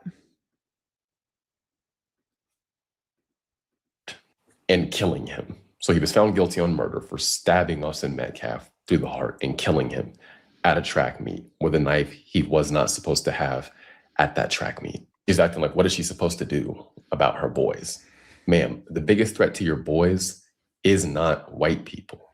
It's other black boys, other black men. Around 9 out of 10 times a black man is murdered, he's murdered at the hands of another black person. Our criminal justice system is not out here targeting black people. She's overreacting to a situation that she does not need to be reacting to in this way. And it makes her look goofy, uneducated, ignorant, and stupid. I guess black parents need to teach their children about things like this because, yeah, you bring a knife to defend yourself, but now you're possibly going to jail for the rest of your life. He was not about to be beaten to death at that track meet, and there's no need for him to have a knife. But rather than acknowledging the uncomfortable truths and realities of the situation, we just want to claim and play victim. And what am I going to tell my boys now? Tell your boys to not bring knives to track meets. Tell your boys to hang around with good people, make good decisions, don't sell drugs, don't do drugs, don't hang out with gangbangers. For them to go become a productive member of society who consistently brings value. There are a lot of things that she could be telling her boys. Welcome to this latest edition of Straight Shooter with yours truly. Obviously, you have to be living under a rock to not know what that video is stemming from. It's stemming from a teen by the name of Karmelo Anthony being found guilty of first-degree murder in Texas and getting sentenced to 35 years in prison. And there's a lot of people raising holy hell about it because they think that the verdict is excruciatingly unfair. Karmelo Anthony is his name. He's 19 years of age. Was indicted on first-degree murder in a fatal stabbing of 17-year-old Austin Metcalf at a track meet in Frisco, Texas. This happened in April of 2025. Prosecutors called the stabbing senseless and plain and simple murder, while the defense argued that Anthony acted in self-defense. Following the announcement of the jury's sentencing of 35 years, Metcalf's parents spoke, and obviously people were in an uproar outside. And I'll get to all of that in a second outside the courthouse. To me, I've been very, very hesitant to comment on this because obviously all the facts, you want to make sure that you have all the facts in play and what have you. And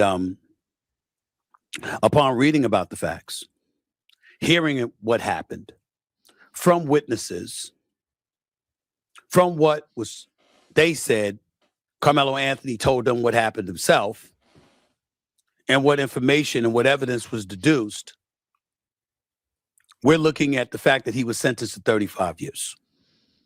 What I'm getting tired of is folks coming to the situation a bit late. All of this noise that's being made about the verdict. How come the noise wasn't made from open and tap to make sure proper representation was provided? So therefore, we couldn't. And again, they probably should have gotten better representation and not hired that race hustler dude. That didn't help them at all. Dominique Alexander. Be sitting back after a sentencing of 35 years in prison was handed down, looking to correct the error of the court's ways in your mind. This is all true, Core. We did have all the facts. Thank you for this. But I do think what could have helped Karmelo, accountability and remorse. The more accountability and remorse you show, and the more you get your family to get behind that too, you're going to get a better outcome. And people would say, oh, that shouldn't matter. But it definitely does matter. In the eyes of the judge, in the eyes of the jury, it absolutely matters for sentencing. So thank you very much there, Court. Shadow and I appreciate it. Let me stay for the record and get this out the way right now. I am not happy that Karmelo Anthony got sentenced to 35 years. I'm not happy with the sentencing because I'm not happy with the makeup of the jury. 18 jurors, about 6 minorities, none of whom happen to be black. I don't believe that's being judged by a jury of your peers. Here's the reality, though. It was, though. It is still a jury of your peers. Like maybe, again, the black person that said that about not wanting to convict the black man, send him to prison, of course that's going to get you booted off. Of course. Now, the teachers, I'm not sure why. They were educators. I'm not sure what happened in that case. But I don't think... Now, again, I don't think it would have made a difference. It shouldn't have made a difference. But somehow I bet if it was an all-black jury, it might have been a little bit different. But not in a good way. Not in a justice way. That's all I can say. That is all I can say.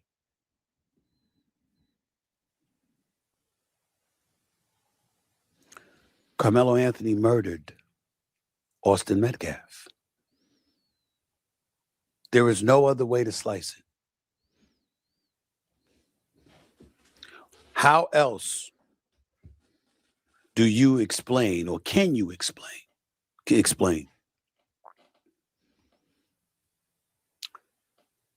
You at a track meet, appearing in a visitor's tent, Austin Metcalf and his brother, according to reports, come over to you asking you to leave because you're sitting under their tent. An argument ensues. Folks have said it spanned more than 5-6 minutes. Others said it went as long as 15. A two-hand shove is believed to have happened by one witness. Another witness said it was a one-hand shove.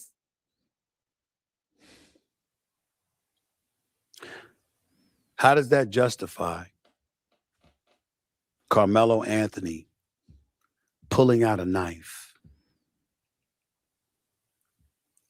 and stabbing Austin Metcalf to death? How? How? Some would argue, what the hell were you doing at the track meet with a knife to begin with? Others would argue, it wasn't like you were in fear for your life. There were witnesses around. There were people around. At worst, they might have expected fisticuffs, if that. A matter of fact, one witness was quoted as hearing Austin Metcalf said, "I don't want to fight you. I don't want to fight you." But Karmelo Anthony saying, "Touch me, put your hands on me, and watch what happens." A witness, not a witness to the actual stabbing, but somebody who was in attendance in the immediate aftermath of the stabbing, reportedly, according to testimony, sworn testimony, on the stand said they went to Karmelo Anthony, who had jogged away from the area of the incident. They walked up to him and they said, "What happened?" He said he put his hands on me, as in Austin Metcalf. He put his hands on me, so I stabbed him. That's not justification for killing someone. I would give anything to be able to say something definitively in Karmelo Anthony's defense.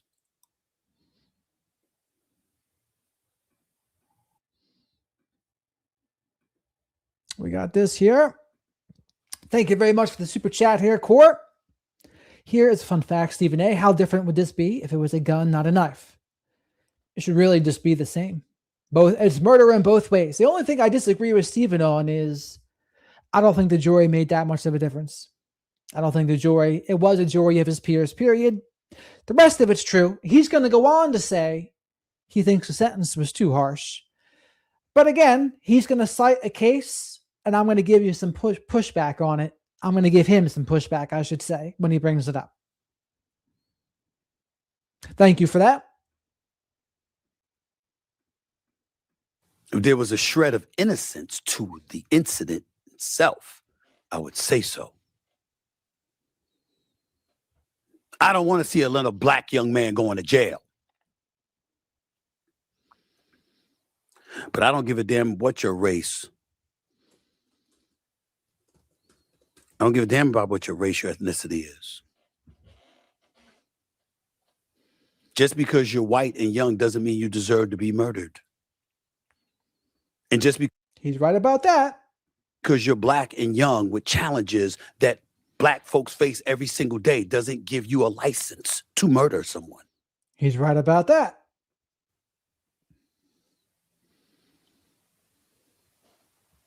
That's what happened. Now, I know there's some people out there that's going to look at this, and there's a lot of thoughts that's going to come to their mind.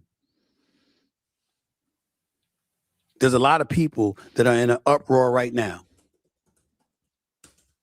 Of course, when you talk about Frisco, Texas, you talk about stuff in the Dallas area, anybody with an incident like this is going to want to hear from Representative Jasmine Crockett. Obviously, she had a lot to say about this, and there are others who responded to what she had to say. Take a listen. This wasn't someone who said, "Hey, let me stab you 5, 6, 7 times." And so when you're looking at the punishment range, there's a reason in Texas that it goes from 5 to 99 or life, because you are looking at how intentional, like how bad. Officer Tatum here to the right, by the way, Officer Tatum was a guest on Stephen A's show, apparently not that long ago. Was this Officer Tatum's conservative, of course. 35 years for a kid who had decided to go under a tent that was not his team's tent as it was raining? The fact that there was little to no mercy seen or humanity seen when this black boy said that I was scared, or the fact that honestly anybody else who did something with such a small object, all I know is that it wasn't considered unlawful carrying of a weapon because the blade was not long enough. No accountability whatsoever.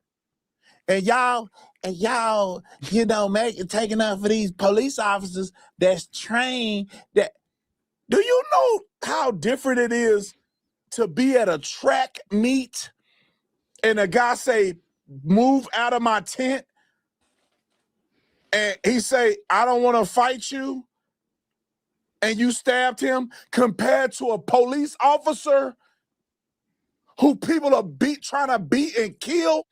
The crazy thing is that they know that that's how it is, but the white kid is trying to reason with him and end up stabbing him.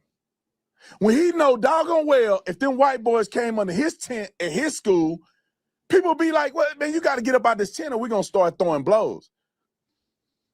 And that is exactly what probably would have happened too. If the roles were reversed, those kids, Austin and his twin brother, go into their tent, yeah, that probably would have turned into a fight too, if they told him to leave.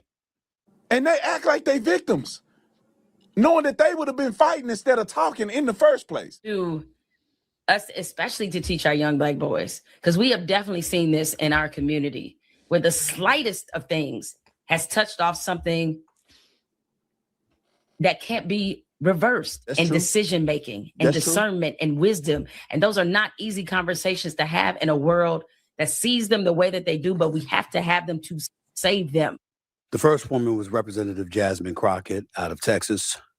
The second was Officer Tatum, a popular podcaster who was just on this show recently debating someone on the liberal side. He's a conservative. And the last person was Jamel Hill, who's been in this business for many years, doing outstanding work as a reporter, first for ESPN and obviously now for The Athletic. Everybody has a point.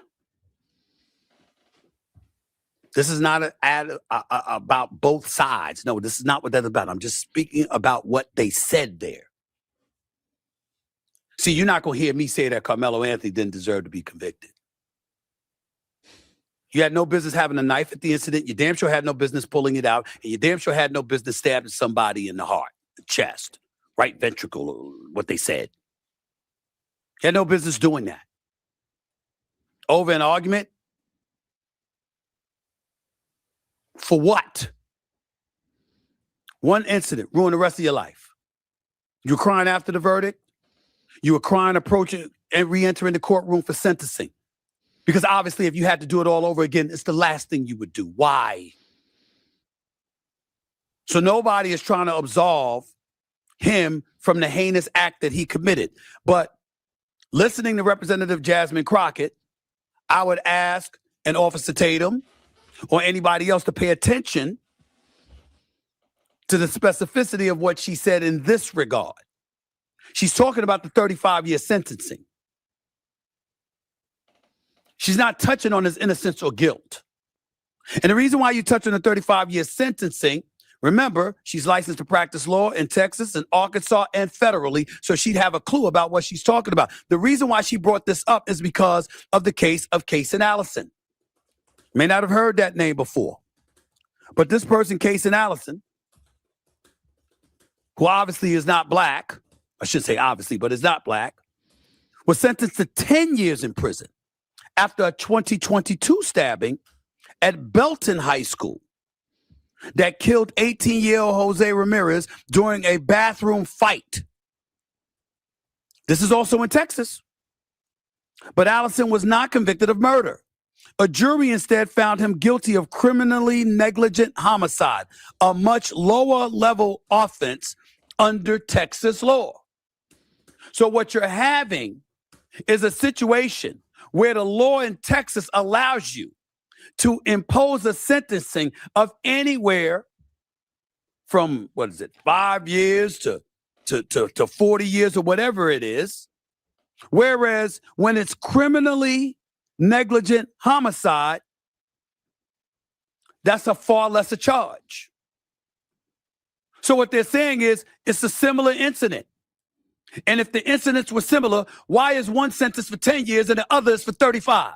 So this is what I would say to this. Just like the lead attorney said yesterday, he broke down several cases where, depending on how the defendant acted, did they show remorse? Did they take accountability? Did they have humility? That absolutely can determine what the sentence is. The lead attorney went over it all. He went over Dante Stallworth. He went over this other guy that killed 6 people in his car. He went over this other guy that killed his wife with a shotgun. All these things happened, but depending on how they acted, they got different sentences. So that could explain what's going on here. See, that's the discussion we should be having. At least one of them. The discussion we should be having is, are we supposed to be judged by a jury of our peers? I ain't see a black person on that jury. They said minorities. What kind of minorities? Asians? Native Americans? Hispanics? What? I didn't see any black people on that jury. That's about it. Outside of that, Karmelo Anthony has no hat to hang on. Has no hat to hang on. You can slice it any way you want to. Can't do it.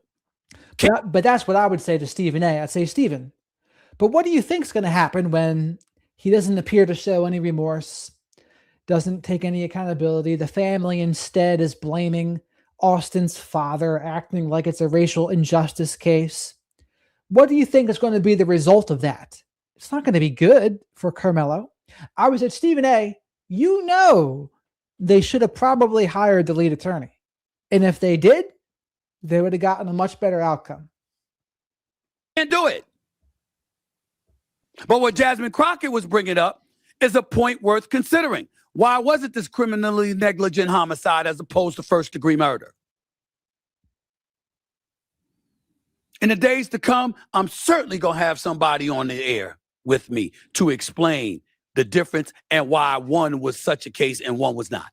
One was first-degree murder and the other was negligent homicide. I volunteer, Stephen A. You can invite Shadow and I, and we can go over it. We'll tell you what. We'll look into the case first to see what it is, to see if there's any differences in how they behaved and details in the case. Because chances are it's not a one-to-one comparison here. Why? When both involved stabbing incidents. Why? That's about it. Those are the two arguments. Those are the two arguments. I'm going to repeat it again.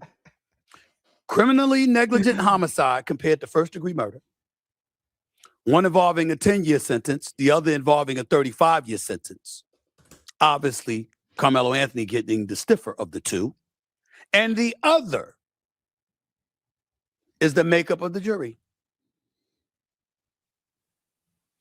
That's it. Anything else that we're talking about, anything else we're arguing about, anything else we're going back. If anything, the threat, though, was Karmelo threatened them. Karmelo said, touch me and see what happens. That's the threat. They told him to leave. They said, I don't want to fight. He refused to leave. And he said, touch me and see what happens. They shove him. Austin shoves him. Boom. Knife to the heart. Dead.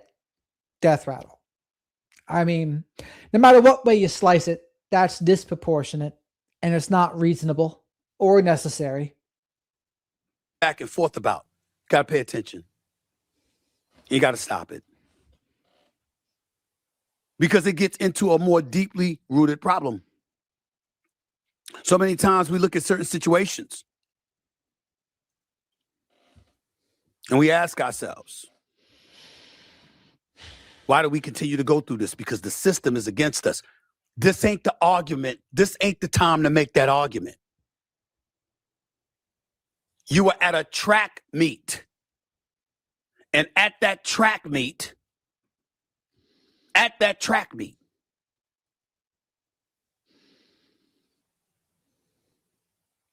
You have an abundance of people around. Your life wasn't in danger. You might have tried to make the argument about self-defense. It wasn't holding water with the jury, who came back with a verdict in 3 hours. 3 hours. That's all it took for them to come back with a verdict.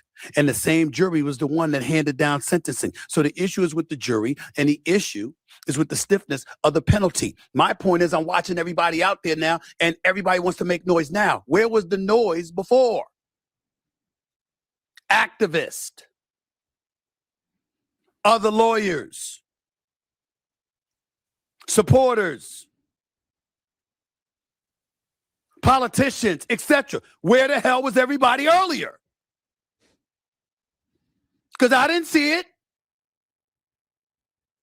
The time to make the argument about the jury, the time to make the argument about his representation, the time to make the argument about the flagrant unfairness of the system, meaning the charges that were levied against him, there should have been a lot more noise. Should have been a lot more noise. But what kind of noise do we even mean, Stephen A? What do you mean noise? Noise about what? What specifically? The noise they made was all the wrong kind of noise. Hiring Dominique Alexander, that was a terrible choice. So he created all sorts of the wrong noise, in my opinion. I'm not saying there was no noise. I'm not saying nobody was saying anything. I'm saying there should have been a lot more noise. That's not what happened. And now here we are.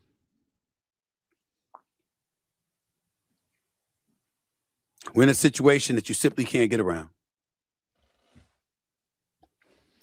You know what really hits home for me? I think it would hit home for any parent who sends their child to high school, is fully aware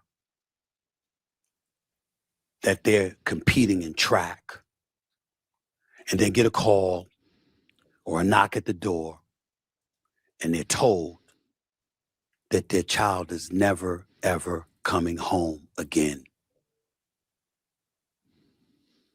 that he's died.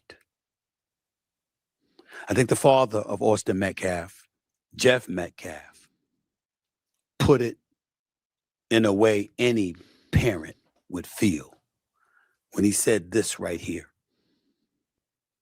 According to the article, said that his son's death destroyed the person he used to be. Quote, people think grief is sadness. It is not. It is rage. Pure, unfiltered rage. He said as he slammed his fist on a table. Pure, unfiltered rage. What parent wouldn't feel that way? You come home and you learn that you've lost your son. This is the kind of stuff that goes on. No parents are going to like that. No parents are going to like having their son be killed and then being told they're also the perpetrators as well. No one's going to like that. So he had a gag order the entire time, Jeff. And yeah, he probably shouldn't have said a couple of things that he said, for sure. But I can understand the frustration. Who amongst us would feel differently? So when you see people out there and they're making a whole bunch of noise and they're going off as if the system has done some grave injustice, they're still talking about the guy that's alive with a 35, albeit with a 35-year sentence. Remember our sire? We keep it in the middle around here. I go over every case. I got backlash from the opposite when I went over the Minnesota stuff. Went over Alex Preddy, and then the other woman. We went over that, and I got some backlash for it. You're not taking into consideration the parent that's going to have his son that's never going to see his son again. Jeffrey Mead think he's a conservative voice. I see him online sometimes. He had a response to all of that. I want you to listen to this. You need to be ashamed. You need to be ashamed.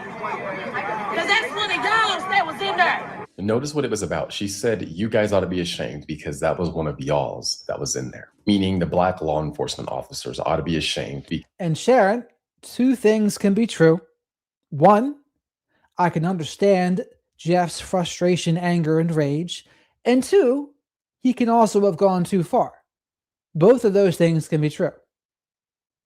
Because a black boy was just convicted of murder after he stabbed somebody through the heart and killed them. What you just watched is the reason most black people just simply are ignoring that reality. They're siding with Karmelo Anthony simply because he's black. That's it. Think about why she said they ought to be ashamed, because that's one of yours in there. She wasn't saying, hey, was this the right verdict that the jury came to? I mean, I don't even know why she's shaming police officers or state troopers. I don't know if they were police officers or state troopers. Either way, it was about the fact that they're black, he's black. That means you should be on his side and you shouldn't be helping enforcing any laws around this place. This is why you see black people in many cases around the country losing their mind right now, because they're automatically siding with Karmelo Anthony because he's black. If roles were reversed, exact same case, set of facts, they would then want the conviction. Then they'd be saying a black boy was murdered at the hands of a white boy and that white boy needs to be held accountable. That's what they would be saying. Because again, it's not actually about the facts, what's true, what's fair. It's about siding with black people and black people not getting the short end of the stick. Or in reality, just being. And he's right.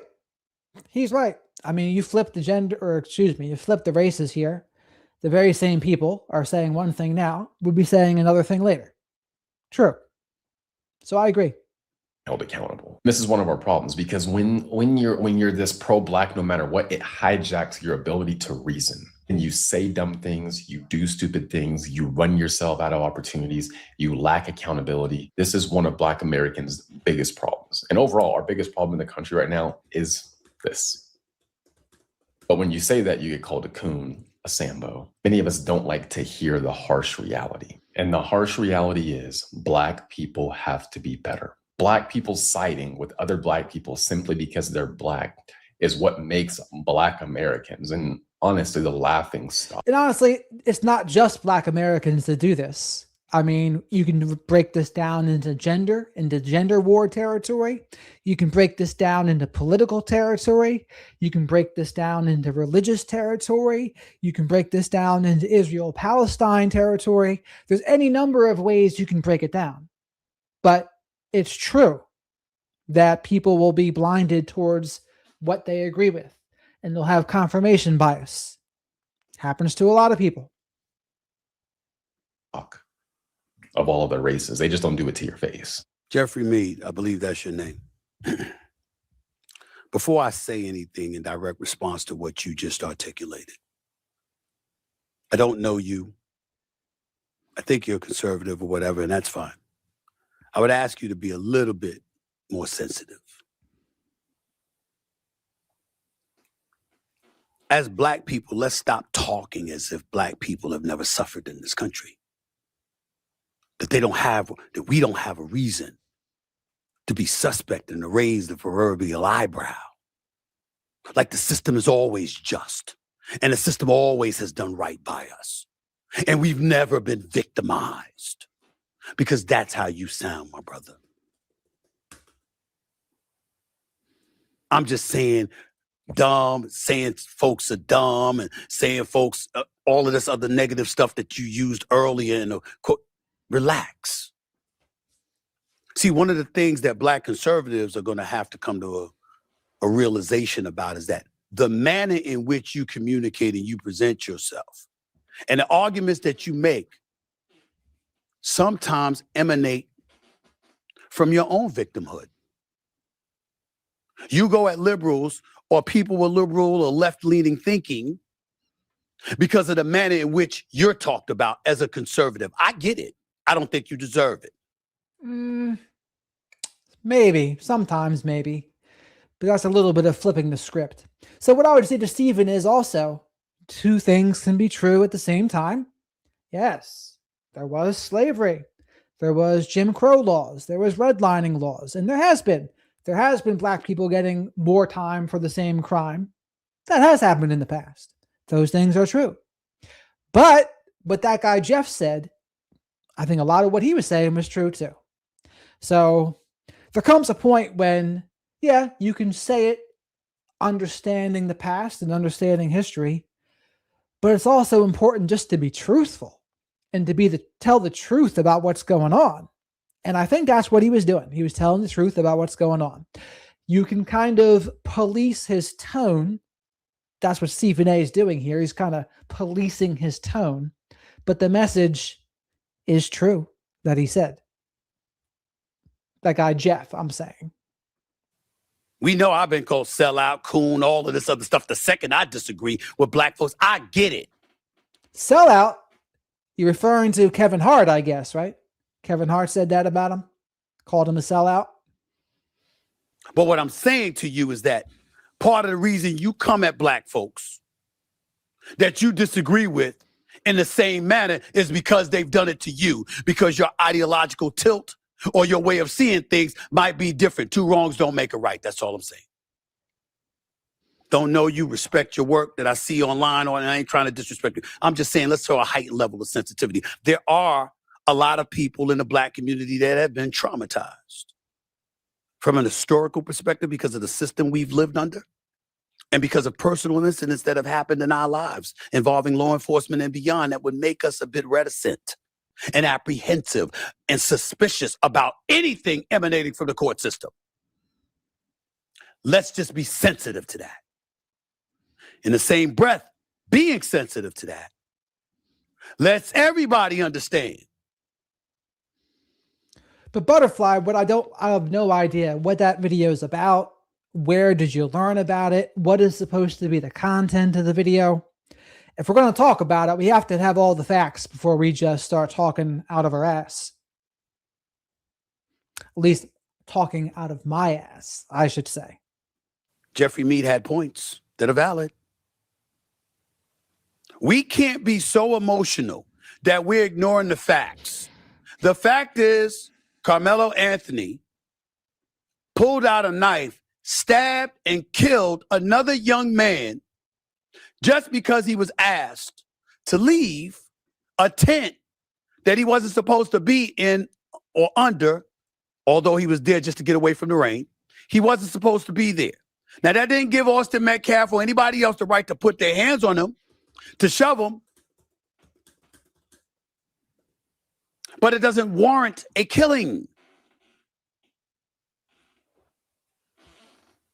And because that's what ended And Stephen A is correct about that. It didn't warrant a killing. Up happening, and he's 6 feet under, it's probably why a jury felt justified in giving him 35 years and giving Karmelo Anthony 35 years in prison. I don't think the sentencing is right because I don't think it's consistent with the other killing that took place in 2022 involving the Allison character. You get 10 years, criminal negligent homicide. I'd like to know why that was the case against Allison, but it was first degree murder. See, there's a difference between self-defense and lethal self-defense. If you get shoved, you can maybe legally shove back or punch them even. But lethal force is what is unnecessary and not reasonable in the circumstance. There's also, depending on the state that you're in, some states are stand your ground, others are not. Texas is a stand your ground state. But even so, there has to be reasonable and proportionate. That's the thing. In order for lethal self-defense to be justifiable, you have to reasonably conclude that your life was immediately in danger unless you did that. And they're just not, no defense attorney is going to be able to pull that in this case. Even Johnny Cochran wouldn't have been able to. Against Karmelo Anthony. We got to at least ask that question. We can't be so cynical on both sides of the ideological tilt that, you know what, if you're a leftist, they some racist bastards, they don't give a damn, the system is rigged, and the hell with everybody. And if you on the right, damn it, when black people gonna stop killing black people? Well, damn it, white people kill white people. Hispanics kill Hispanics. People are usually getting killed in the areas where they reside and by the people they're surrounded by. That's where most killings take place. Now, it disproportionately affects us because we're a true minority in this country. We only make up 13.6% of the population. The dominant minority is now Hispanics. The white community still makes up about 57% of the population. I get it. There's a more profoundly detrimental effect that it has on us. So we do need to be concerned. And it can't just be when law enforcement is messing with us. It can't just be when ICE is messing with us. It's got to be about us too. We need to care about preserving lives and not losing lives, no matter who's taking it from us. Our vigilance needs to be consistent, preferably before acts take place as opposed to after.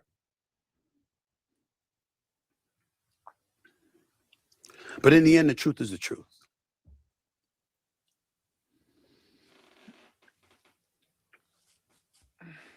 As an outsider, not living in Texas, empathetic to the makeup of the jury, which I don't believe was a jury of Karmelo Anthony's peers, I don't like the fact that he was charged and ultimately convicted of first-degree murder, as opposed to criminally negligent homicide or something of a lesser charge. Criminally negligent homicide. Shadow says, why don't you take a look at what the definition of criminally negligent homicide is?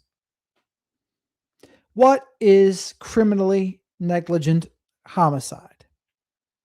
Let's see.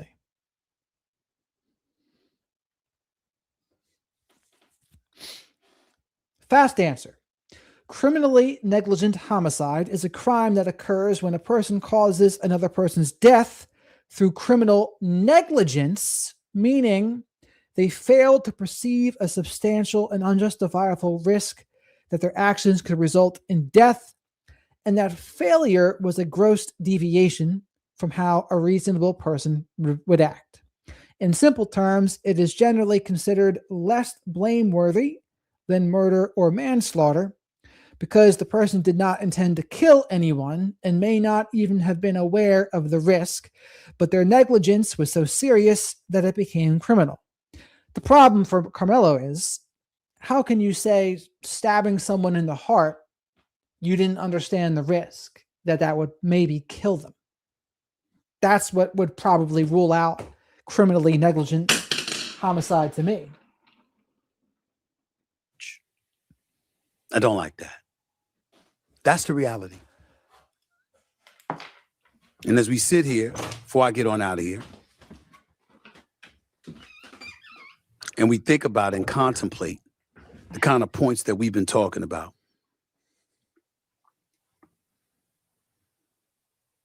I want to read something that one of my boys sent to me. He was on my sports show the other day, just visiting. His name is Champ.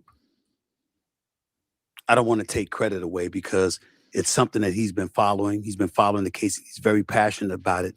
And he said something that I want to read. What bothers me is that when these high-profile cases happen, too many people seem to show up after the fact. If the concern was truly about justice for the young person involved, then there should have been honest conversations from the very beginning about the facts of the case. By the way, if you're enjoying this video and commentary, remember to like the video because likes are free. Love tap that like button. Make sure you subscribe to the channel. I usually go live between 10 and 10:30 p.m. Eastern to talk about true crime, current events, and psychology. I also interview a lot of psychology professors who talk about dark triad, psychopaths, narcissism, etc. I do a lot of shorts on that topic as well. Say hello to the flock of black sheep in the live chat. And as always, super chats, super stickers, and becoming a channel member or gifting channel memberships, great ways to support the channel. They help me pay for Shadow the Night Owl here, soy-free hoodie snacks. Shadow's very testosterone conscious. And when you're a member, you get access to the members only live streams. And with that, thank you very much for all the support. Shadow and I really appreciate it. The actions that took place and what the appropriate consequences should be. Instead, once a verdict is reached or a sentence is handed down, suddenly activists, politicians, media personalities, and attorneys rush to the front of the conversation. At that point, it can start to look less. But you see, why is the Metcalf family being called goons? Metcalf goons, wise up. That family has gone through hell.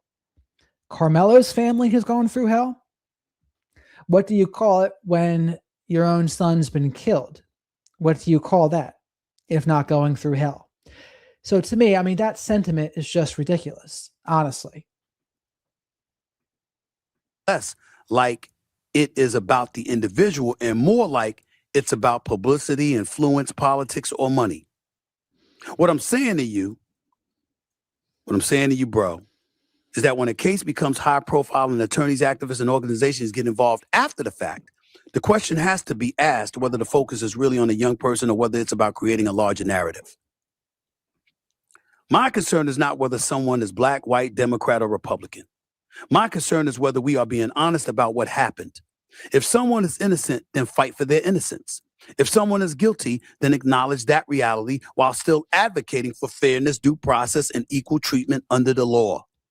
What concerns me is when every case immediately becomes a racial issue, a political issue, a gender issue, or an ideological issue before people are willing to examine the facts.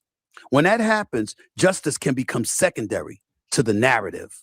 Too often, it feels like people are looking for opportunities to make a case fit a broader political agenda instead of focusing on the actual circumstances surrounding the situation. That was such a profound statement by him.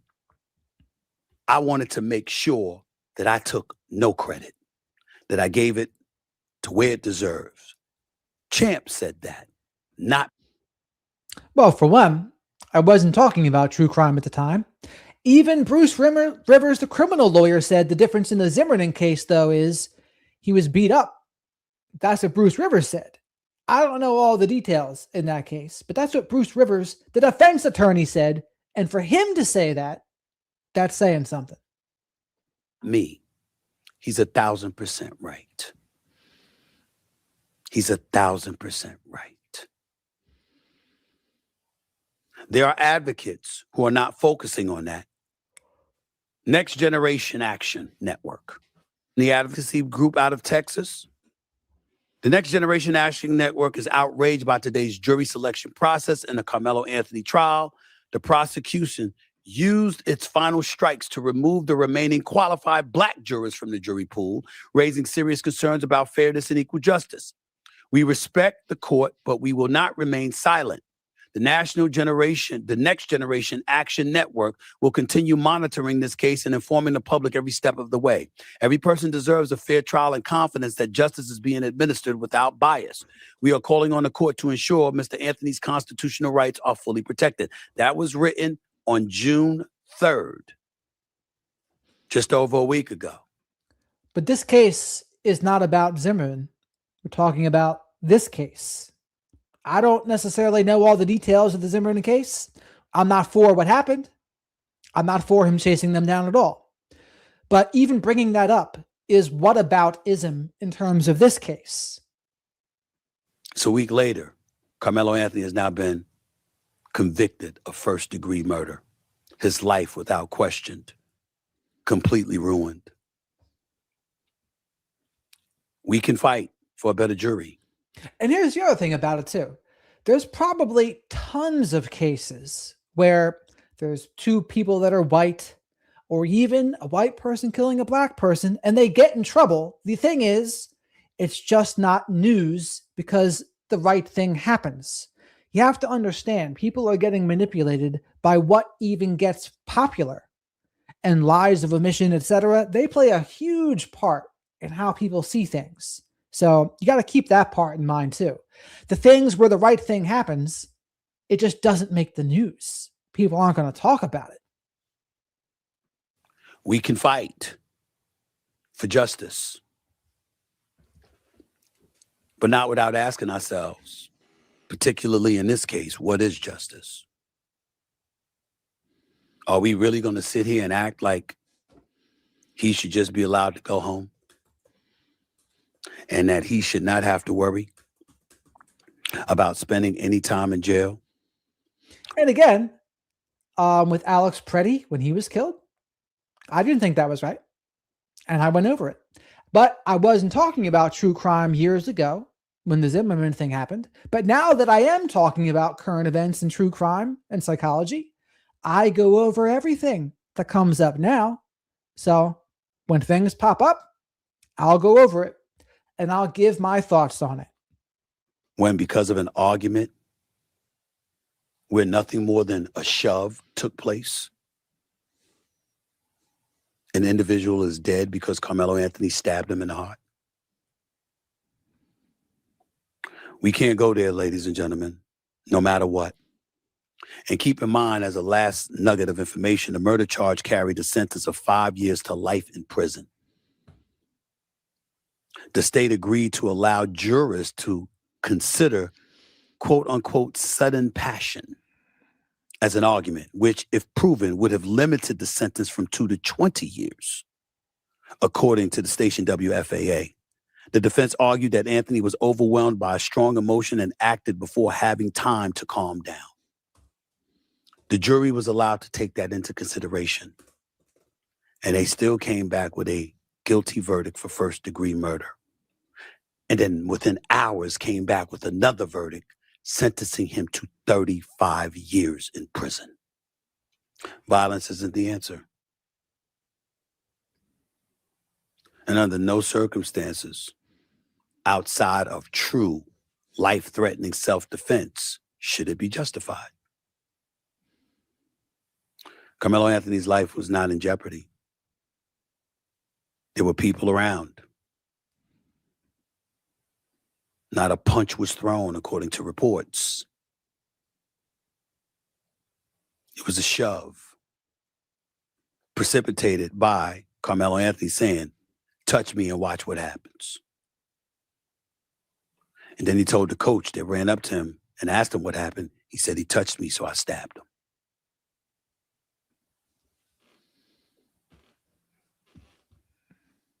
I'd love for there to be a way around it,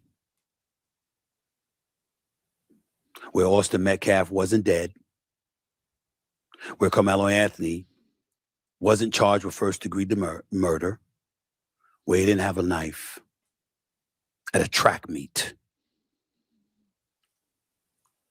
But that's not what happened. And he's paid with it for all intent and purposes, with the next 35 years of his life being spent behind bars, although he is eligible for parole after serving half of that sentence, which would be 17 and a half years.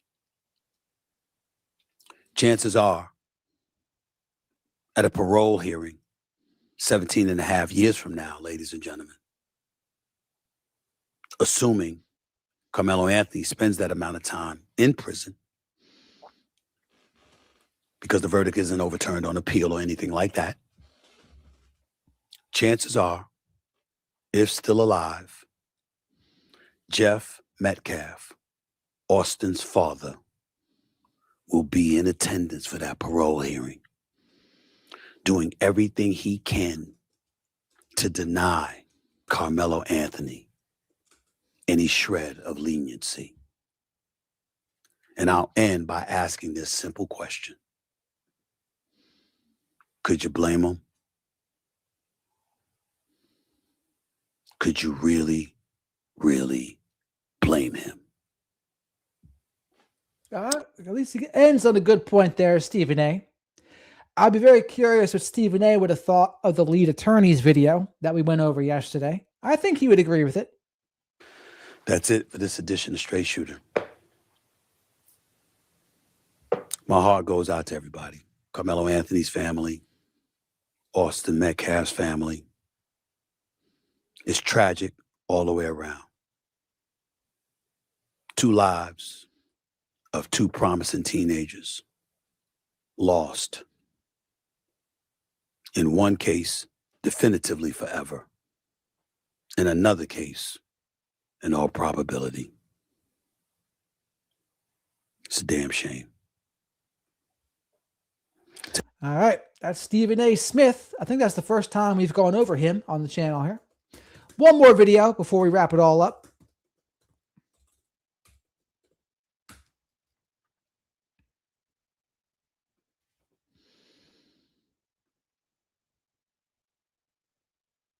Karmelo Anthony is now locked away inside a remote Texas prison, staring down a future that could keep him behind bars until he is well into his 50s. A jury branded him a murderer. But now, a new twist is unfolding. Anthony has already filed an appeal, and it's setting the stage for the next chapter of one of the most fiercely debated cases in the country. And I'll show you the filing and the arguments potentially a legal team could bring to try and unravel his conviction. Now, outside of prison, the controversy surrounding this story refuses to die. Was justice served, or is there more to the story? Karmelo's parents, they're fighting, and also the judge who oversaw the trial is now speaking. Nope, I agree with that, Adam. In a conceal and carry state, you can have a gun. That doesn't mean anything's premeditated or intentional. In the state of Texas, you are allowed to have a knife. The only rules that Karmelo is breaking is the school rules. So just having a knife doesn't mean premeditated. But again, that's not why he was convicted, in my opinion. It would have helped him if they gave an explanation for why he had the knife. It didn't help that they didn't give him an explanation. Out, and he had an unexpected message about Karmelo Anthony that's turning some heads. We're on the case presented by Law and Crime. I'm Chris Stewart.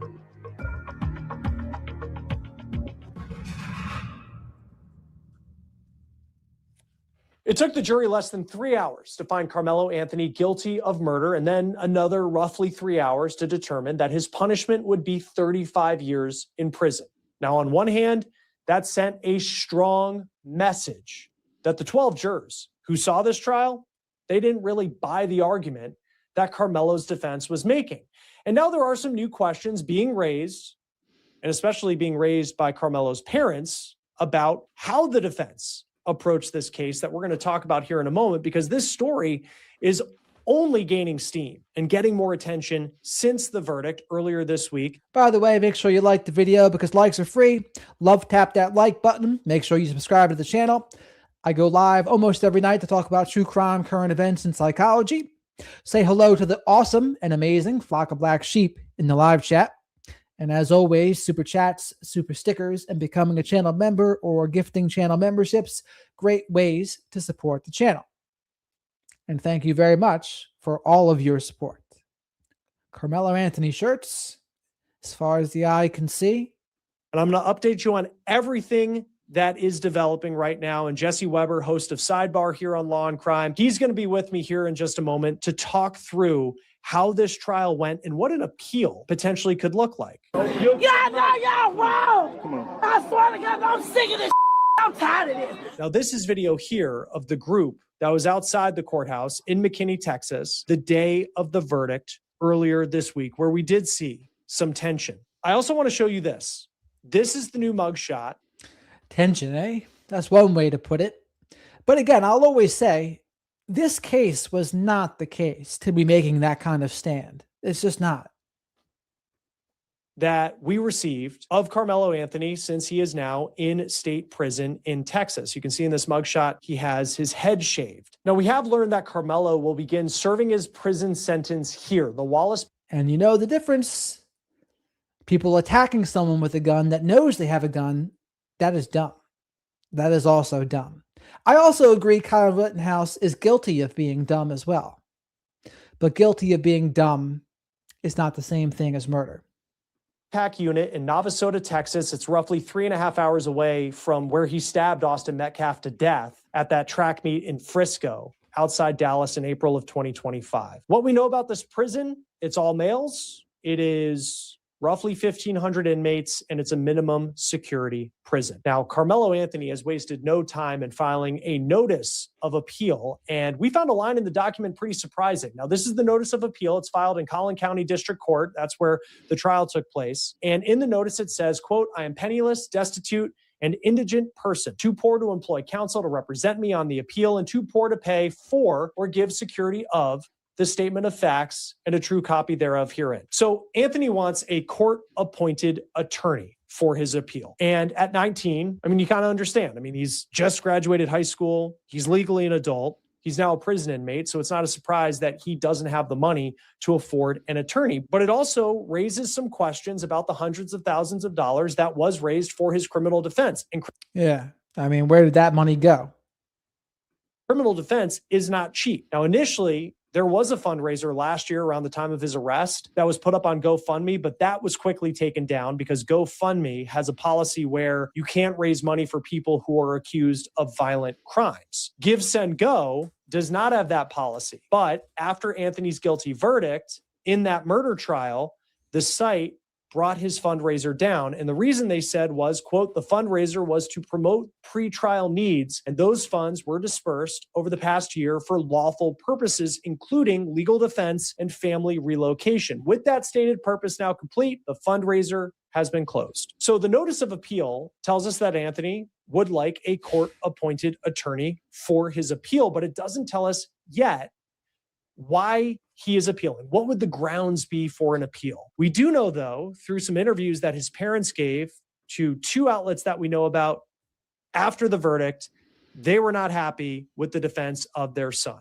I will tell you, we have reached out to Karmelo Anthony's parents to come on the show as well. But I do want to run through some of the quotes that they gave in these interviews. Now, in the interviews, they have stood by their son. Not a surprise. They say they do not believe that he intended to kill Austin Metcalf. Quote, my son is no murderer.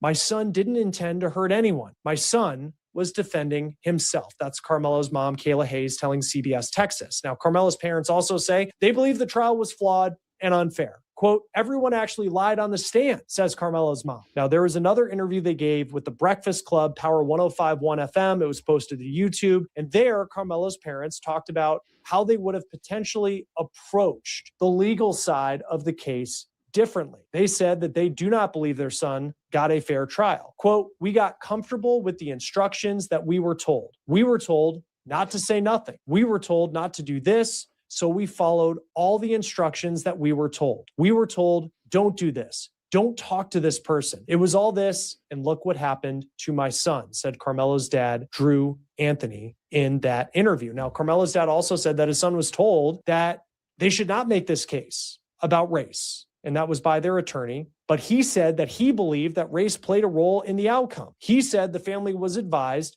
to get a white attorney. It's unclear who gave that advice. Now, the family also raised some concerns in that interview. They should have hired the lead attorney, who is a black man. It would have gone much better for them. About there not being a black person on the jury. We had a reporter in the courtroom throughout this trial, Cody Thomas of Court TV, and he reported that the jury was mostly white, wasn't all white, but mostly white. And there were 3 Asian women and one person who appeared to be of Middle Eastern descent and one other woman of color. The rest of the jury, they were all men and they were all white. So in the trial, the defense also called 6 witnesses. That is compared to the roughly, I think it was 21 witnesses that the state called as they presented their case. And in the Breakfast Club interview, the parents said they don't know why their attorney didn't call more witnesses. The Anthony family also says that they raised concerns with their defense attorney during the trial. They say after the trial, they were given a, quote, corporate answer by their defense about how things went. They didn't elaborate more on what corporate answer means. But they also said that they are looking for a new attorney for the appeal of their son's guilty verdict in this murder trial. In the interview, the family was also asked, I think, a pretty big question, and one that many people, no matter what you feel about the verdict, are wondering.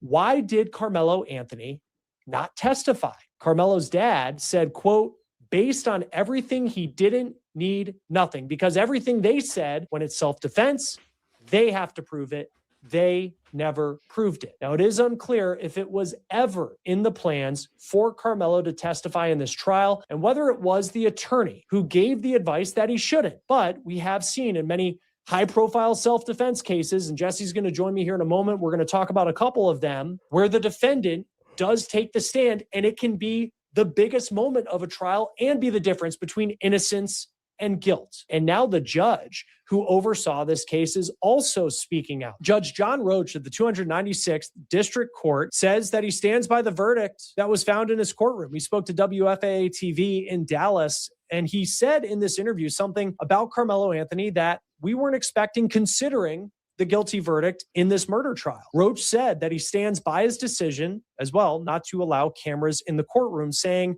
I know I made people mad, but I'm not here to make them happy either. Now, some had speculated, mostly online, that Roach had some kind of prior relationship with the Metcalf family, and he went on the record denying that, saying he had never met members of the Metcalf family prior to this trial, said he wouldn't have known Jeff Metcalf, Austin's dad, had he walked up to him on the street before all of this happened. And then he was asked whether he believes the jury reached the right verdict. And he said, quote, yes, they did, because they were picked based upon the law. They listened to the facts. It happened in this courtroom, and they got a verdict, Roach said. And he also said this about Karmelo Anthony, quote, he seems like a nice young man who committed a crime, and he understands today more than any day before the consequences of committing a crime like he did. Again, Karmelo Anthony will be roughly 54 years old if he serves his entire 35-year sentence, and he will be eligible for parole in about half that, so 17 and a half years. Join us now to talk more about this is the host of Sidebar here on Law and Crime, Jesse Weber. You can also catch him on Jesse Weber Live.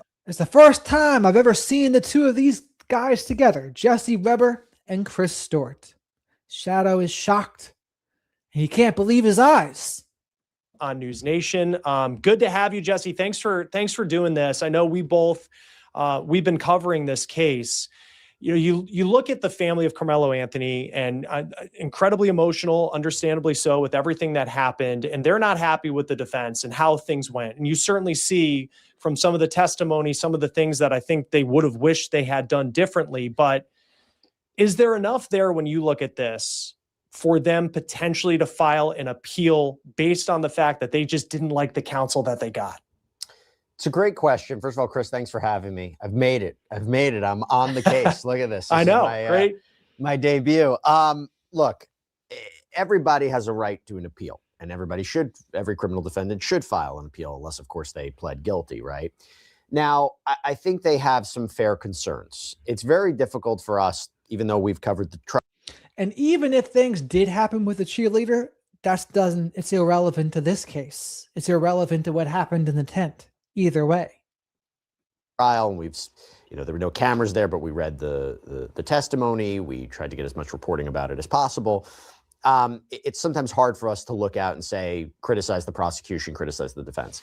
Here's one of those cases where I think there's legitimate questions. Now, on one hand, I'm skeptical, because I could say, even if he were to get a new trial, and we'll talk about the appellate arguments, even if he were to get a new trial, would he even be successful in getting a not guilty verdict? I can't sit here and tell you that, because I think this was a really, really tough case for the defense. Number one, whenever you have a situation of self-defense and the defendant uses a deadly weapon and the victim does not have a weapon, that in and of itself presents a challenge. But I think when you talk about what the issues are for appeal, there's a number that come to my mind. Number one, was it in the right county? Should there have been a change of venue? Number two, of course, it's the big issue about jury selection, right? You're talking about a jury. So the technicality of the right location, maybe they could get something. It's going to be something like that if it does get granted.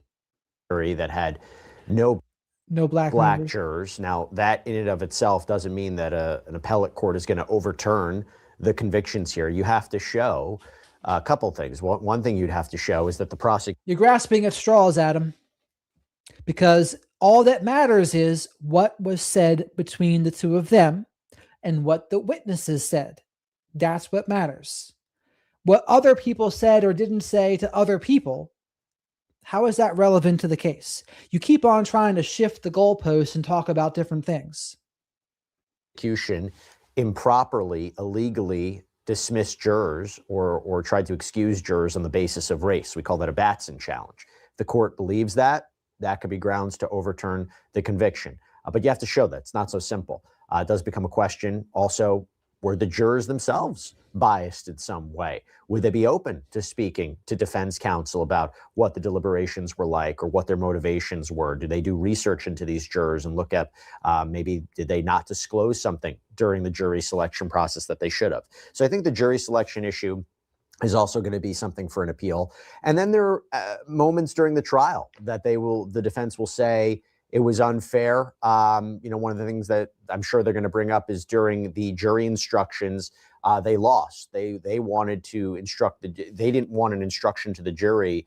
If you believe that Karmelo Anthony was the aggressor, you cannot find that he acted in self-defense. They believe that shouldn't have been what the jury was instructed, and they were.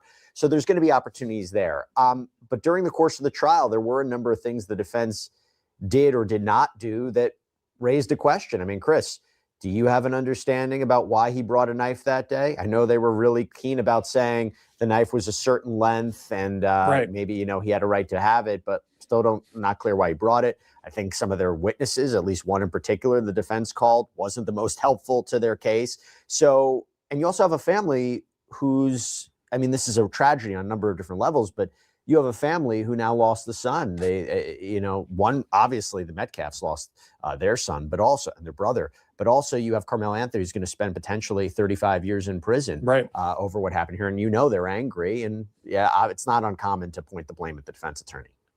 No, and I think, there are a couple questions. Like on day one, like Cody Thomas from Court TV was our guy in the courtroom. And like, I remember on day one, I was like, one of the big questions for this trial is why did he have a knife? And I was shocked that by the end of 4 days. And by the way, yes, numerous witnesses who were not close friends with the victim, Austin Metcalf, testified during the trial.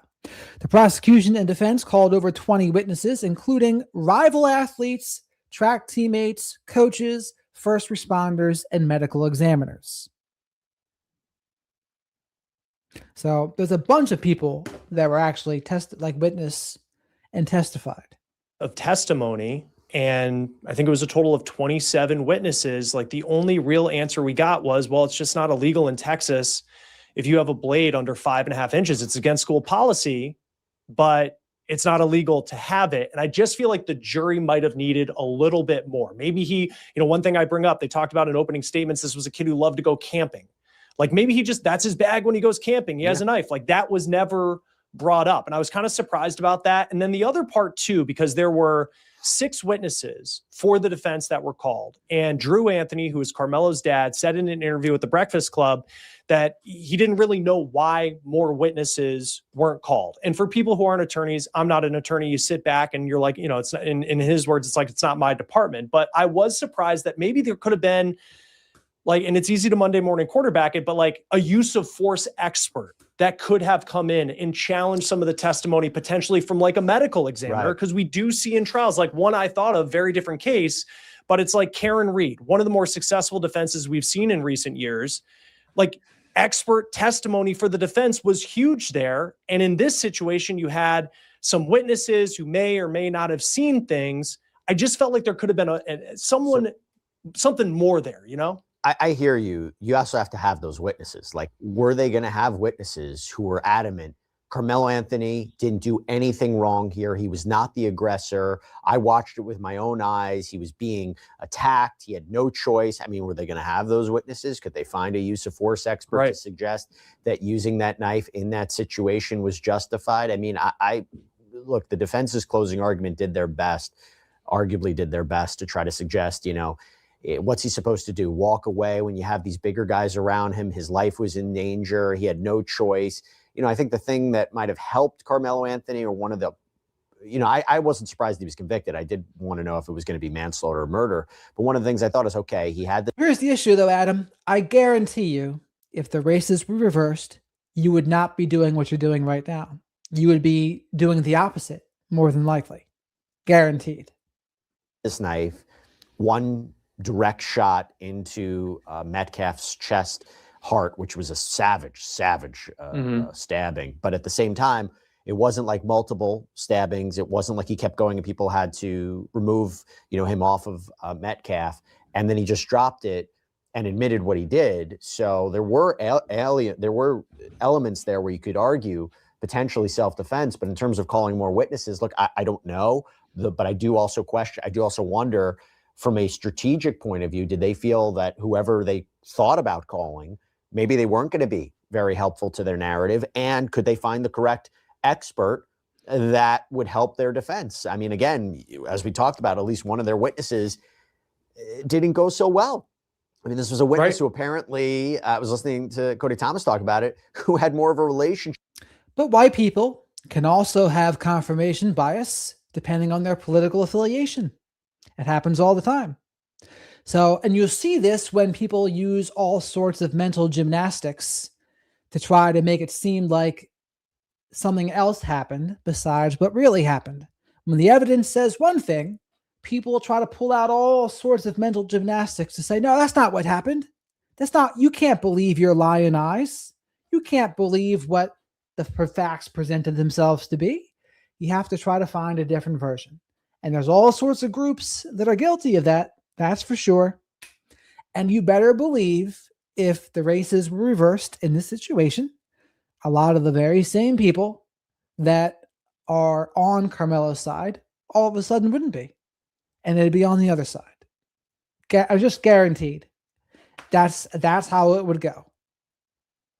A defense witness had more of a relationship with the prosecutor than the defense attorney. And that ultimately said, if I remember correctly, that Karmelo Anthony was the aggressor. So you can't just get the witnesses you want. You can't just make them out of thin air. You're handed what you're handed. And I do wonder, even if you bring in any defense attorney out there, you name whoever you think is the best defense attorney, could you have gotten a not guilty? Could you have gotten a guilty on manslaughter, which would have been, as we know, it's a lesser charge, less time in prison potentially. But that's a question. And if I've already proven on this channel, if the races are reversed, I do not flip-flop because I've gotten backlash. And you know this about me because I've gotten backlash to people who know me and follow me. They've seen it firsthand.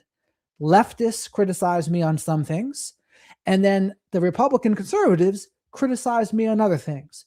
But that's how you know I'm trustworthy, because both sides will definitely criticize me. If you want, I could also talk about whether or not he should have taken the stand. Well, and that was going to be my next question, because that was a question that was asked of the Anthony family in this Breakfast Club interview. Like, why didn't he take the stand? Bottom line with this case, being shoved is not worthy of a knife to the heart. Period. Exclamation point. And Drew Anthony, Karmelo's dad, said, quote, based on everything, he didn't need nothing because everything they said, when it's self-defense, they have to prove it. They never proved it. And it's unclear whether that was the advice of counsel that he shouldn't take the defense, or whoever made the decision that they would not put Karmelo Anthony on the stand. But in a lot of these self-defense cases that we see, Jesse, you do see the defendant take the stand because they can talk about being scared. They can talk about what they saw in that moment, and you just didn't get that in this particular trial. Let's be clear. It's the defendant's right. It's only the defendant's choice, the defendant's right. They're not pressured into taking the stand. They're not compelled to take the stand. It's their choice. They have a conversation with their defense attorneys about the advantages and the risks, but it's Karmelo Anthony's decision. Now, couple ways to look at it, right? So the father's correct. I mean, they don't have to prove anything. It's the prosecution who has the burden of proof, and you try to poke holes in it. At the same time, a defense attorney's opening statement and the defense attorney's closing argument is not considered evidence in the case. You need actual evidence for the jury to determine what was self-defense. And under the law, self-defense has to be reasonable. It has to be proportional. It has to be immediately necessary. So I believe, you want to talk about what could have potentially changed the verdict, him taking the stand. Because like you said, you have to go in the shoes of the defendant and understand under those circumstances, what was he feeling? And look, I don't think I've ever heard Karmelo Anthony speak, but if you look at the reporting, he was apparently emotional and shaking when the verdict was read. If he went on the stand and... So in terms of the knife part, right? So if you have a gun in a conceal and carry state, that doesn't mean premeditation or intent just because you have one, because it's a conceal and carry state. You're allowed to have a knife in Texas. The only rule that Karmelo broke was you're not supposed to have knives on school grounds.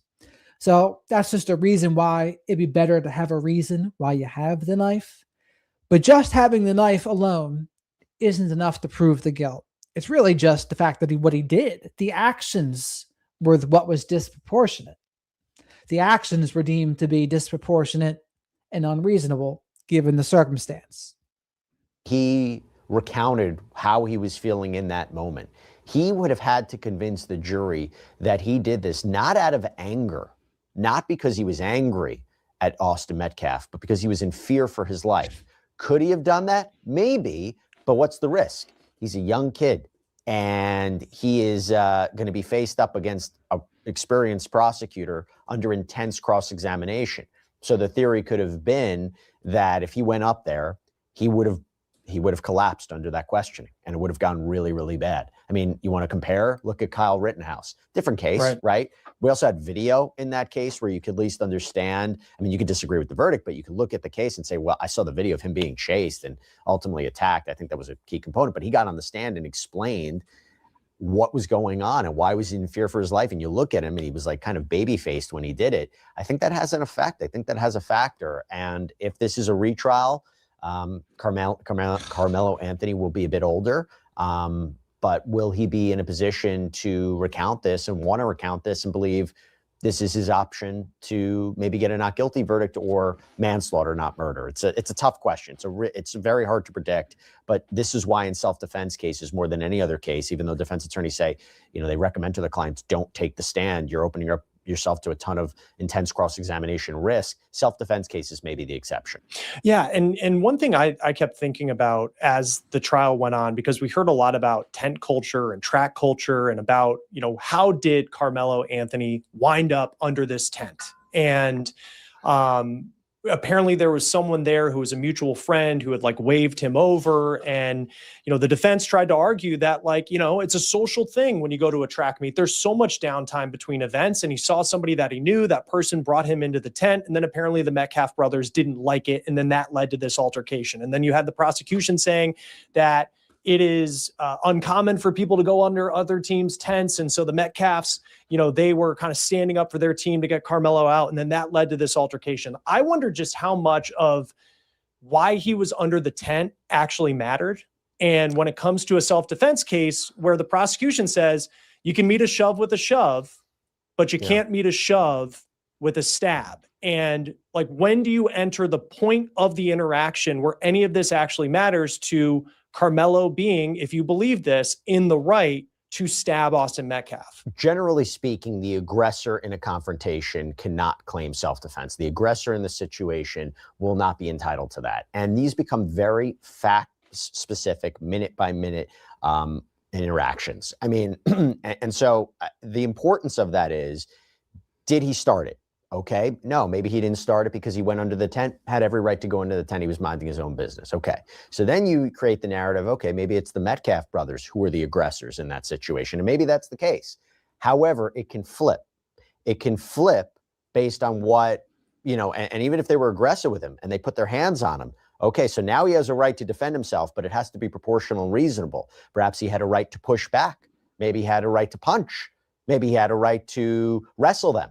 But taking a deadly weapon out in that instance, if he's not, the counter argument is, what do you expect? You want him to wait to get punched? You want him to wait to get attacked? He was surrounded, standing over him. But at the same time, there's also testimony that Metcalf said, "I'm not going to fight you."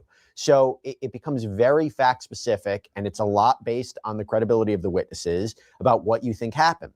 And sometimes the aggressor role can change. I mean, I'll give you a great example of this. There was a shooting in Florida. I covered it on my other show, a prime crime. It was a parking lot dispute. Really, really sad case. It's the Michael Draka case. I don't know if you're familiar with it, Chris, but it was a dispute in a Florida parking lot. Guy comes over, this guy, Michael Draka. He sees Marquise McLaughlin. Marquise McLaughlin and his girlfriend, they pull up into the parking lot. Marquise goes into the convenience store's girlfriend's in the car. And Michael Drake, a complete stranger, goes up to the girlfriend, is like, "You're parked in a handicap spot. You shouldn't have a right. You shouldn't be here." They're getting into a whole tussle. She allegedly says to him, "My boyfriend's going to beat you up." and it's like caught on surveillance footage, and you see them arguing. And, who's the aggressor there? Well, you could say Draca. So at that point, you see Marquise McLaughlin exit the convenience store, walk over to Michael Draca, push him right onto the ground. So there you say, okay, Marquise McLaughlin, he started physical confrontation, pushes this guy to the ground. Michael Draca, in the video, takes out a gun, okay, points it at Marquise McLaughlin. This is how quickly the case changed. If he just took it out and fired, he may have been found not guilty. But because when he takes out the gun, you can see Marquise McLaughlin actually take a second, back up, and then Michael Draca fires. And the court believed, and the argument was, the jury believed, and the argument was, is that split second, he wasn't a danger to you anymore. You waited a second, you just fired anyway, and that was not self-defense. So it becomes very, very specific about when you could use deadly force. And by the way, that's the way the law should be. We can't have a society where we're allowed to use deadly force because in more of a liberal kind of stance, it has to be necessary. It has to be immediate. And it can be very difficult to assess. And at this point, this jury didn't believe that this was a self-defense. They didn't believe it was manslaughter. They believed it was murder. If he gets a new trial, who knows? Yeah, who knows? And just one last thing that I was, and apparently this is just how it goes in Texas, just the speed at which we went from verdict that he was guilty of murder to then within the hour, his mom is on the stand pretty much just pleading for mercy with the jury. And then they rest. 3 hours after that, they had between, I believe it was 5 and 99 years, and you have these same jurors who, a week earlier didn't even know that they were going to be on the jury for this trial. And then suddenly they're determining how many years he's going to spend in prison. And, again, if that's just how things go in Texas, I was just surprised at the speed at which it went from, the end of the trial itself to then going through the punishment phase as quickly as it did. No, you're that judge is notorious for doing that, by the way. That judge works quick, and that's how he always rolls.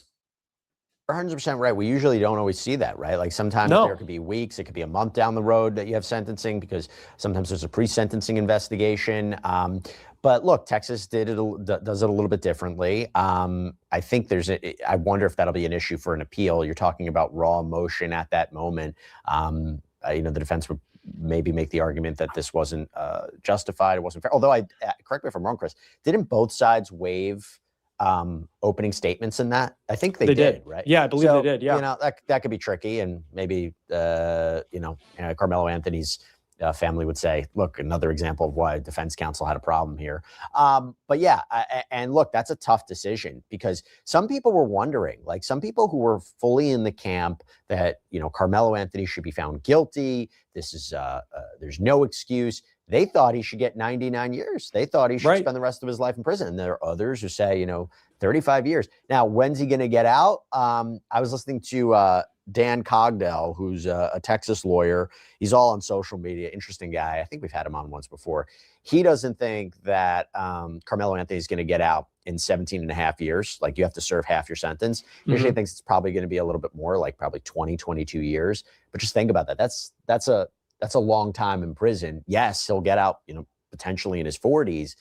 He has a life to live, but just think about how much time that is for a young man who, made a decision that ruined his life. It is. And I mean, it's sometimes I think with sentencing too, like when we cover it, you can jump from 20 to 35 years, and it's like, you're talking about, that is so much time. And, he's 19 years old today. And he's going to serve pretty much what has been his entire life on the outside, at least to that. We get lost sometimes, I think. But just to be clear, I mean, this was a crime. This was a murder. This was 100% this was a murder. I mean, the Metcalfs lost. I forget. I think it was the prosecutor said, Austin's never going to get married. He's never going to have a job. He's never going to have children. Like the family lost this. He was in the prime of his life. And this was a senseless situation. It should have never happened. They not only have to navigate the grief, they have to navigate the legal situation, and they have to navigate a lot of this conversation. I mean, this is a case that has really brought up a lot of different points. There's been a lot of strong feelings about it one way or another, and now they have to navigate that as well. So it's a difficult situation for both families, but I just also wanted to call out what's going on for the Metcalf family too. 100%, because I mean, they will always have that empty chair at holidays, you know, for the rest of their lives, you know, and eventually Karmelo Anthony. Like the Tiny Tim chair in the Muppet Christmas Carol or A Christmas Carol. You know, likely will get out and still have, you know, a good amount of his life left. There's no doubt about it. You know, this was it was such a tragic case. And it is interesting now post-verdict, there seems to be more attention on it than there was over, you know, the course of the trial. It seems like it really grew. We'll see what happens. You know, of course, the Metcalf family will also have to deal with the potential of an appeal and how that, you know, will impact their lives as well. Jesse Weber, host of Sidebar here on Law and Crime. Really cool to be able to collab with you. Thanks for coming on, you know, taking the time. You know, of course, everybody can probably, if you're watching this video, just scroll up a little bit and you can see all of Jesse's episodes as well. Good to see you, Jesse. Good seeing you. Thanks so much for having me. You're doing a great job on the cases that you cover, including this one. No, appreciate it.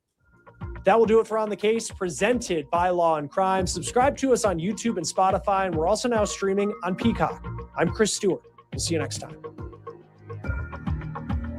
All right. That was the last video of the day there. Maybe another day we'll do a Neek at Night video. She's probably more pro Karmelo than anyone that we've watched so far. Livin would like it. Livin would like it if I went over a Neek at Night video. Livin, if you're out there, probably past her bedtime. But the flock of black sheep in shadow was thinking about Livin. Dana says, sorry, that was supposed to say she was 5 foot tall. Butterfly Voice says, Miss Kim, yes, and I keep thinking, boy, the way things are going, it's going to take a lot of us to do what needs to be done. Going in what way? I guess I missed what you're talking about.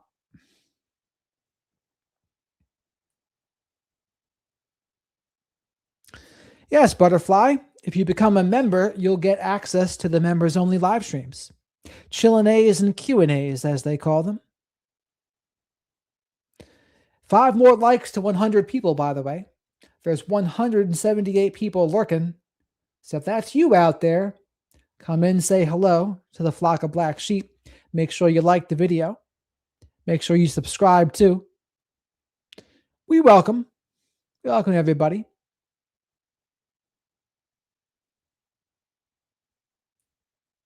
Well, you got it, Bob. As long as people are good faith and attack the arguments and not the people, things are good.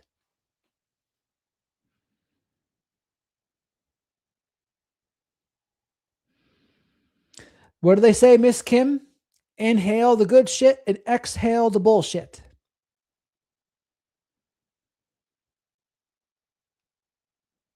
Now, Tim, we've been going at this for a few hours here, and we did even do a Nancy Guthrie stream before this too, because there was that anonymous tip that her body is by a stream in Mexico. Of course, it was not found, but that's what they said. CJ the Cat, welcome.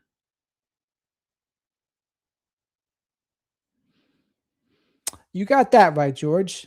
Where else would you rather be on a Friday night than with people from all over the world discussing the Karmelo Anthony murder case? Another true crime. Nancy Guthrie, Mackenzie Sharila. Now, that's actually a good example, by the way, chat, that Mackenzie Sharila killed that dude, Dominic and Davion Flanagan. Dominic Russo and Davion Flanagan. Davion Flanagan, I don't think he was white. And we were all for Mackenzie Sharila getting some charges, weren't we? And we called out her cluster B personality, her borderline narcissism and psychopathic tendencies. We called it out. White woman. What do you know? Nick Reiner killing his parents. We went over that. Michael McKee killing Spencer and Monique Tepe. We went over that. Brian Hooker probably killed Lynette Hooker. We went over that. White criminals. We mostly go over white criminals here. Though we have gone over D4VD briefly. And we have now gone over Karmelo Anthony briefly. Who else have we gone over? We also listened. We've listened to everybody. Deb Long, you did miss it. Shadow said, "Where's Deb?" And I said, "You know what? She's cheating on us, maybe. Cheating on us with another channel." Hello there, X. Welcome. Yeah, very good, Danny. We have to sometimes prove that we are not racist here, Danny. What's crazy is she only got 15 before she's up for parole for murdering 2 young men. Yeah, the discrepancy in 15 versus life is a big difference. It could have been 25 to life. And honestly, I think Mackenzie, if she had a good defense, they probably could have poked some holes in the reasonable doubt. But they didn't. With Karmelo's case here, there just wasn't much to say. There wasn't much to say. But what they could have done is taken the lead attorney's strategy by reaching out and grabbing that olive branch that Jeff Metcalf was holding out to them. But they didn't. They didn't, and everything went downhill for them from there. Her behavior won't make for any early release. Almost certainly correct. There you go. She will not be released early, and as she shouldn't. Because again, if you're going to look at accountability and remorse, does it look like Mackenzie Sharila has any of that? It just doesn't. And her dad, same way. Mom, same way. We don't know much about Danielle, but it doesn't look like remorse and accountability. It looks like self-pity. It looks like cluster B-ish. Mary Lee. What's up, man? The verdict to which case, Mary Lee? Mackenzie Sharila or Karmelo?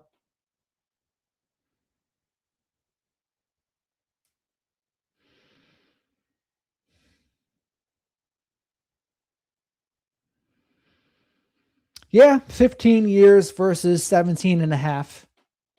Because, knife to the chest. So Karmelo's 35 years, up for parole in 17 and a half. Long time. 17 and a half years is a long time. 15 years is a long time.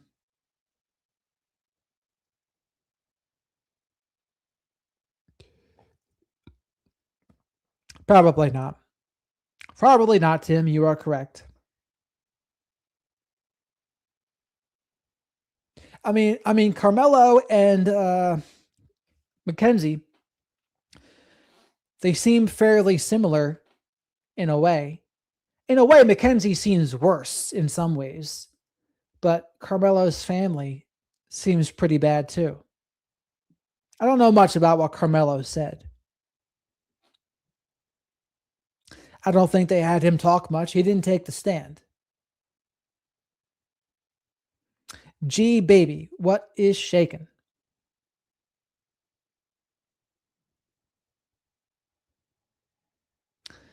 Well, that's why they're tuning in, G baby. We give them the news here. Tim says, Nanny Goat says, "Oh, Miss Kim, you're hilarious. Bloody autocorrect.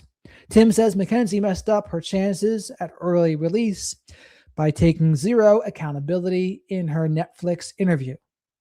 I would agree, Tim. And honestly, what is a good example is that the lead attorney would agree with, your attitude and personality, it does play a part. It just does. It plays a part in how you get sentenced. It plays a part even maybe in the verdict. So it would be unwise to not heed the lead attorney's advice. which would also be similar to the Wizard of Radical Self-Respect's advice and the Shepherd of Black Sheep's advice. I should be a PR person for all of them and say, dude, if I were to reach out to Karmelo's parents and it's like, dude, fire Dominique Alexander immediately and start doing this, this, and this. But you know what they probably would have said? They would have said, no, we're not going to concede that he messed up. So we're going to fight it. And that's the problem with fighting it. Because as you're fighting it, what are you not doing? That you're not taking accountability and showing remorse at that point. That's the problem. Now with Mackenzie's case, again, that's a tough one too.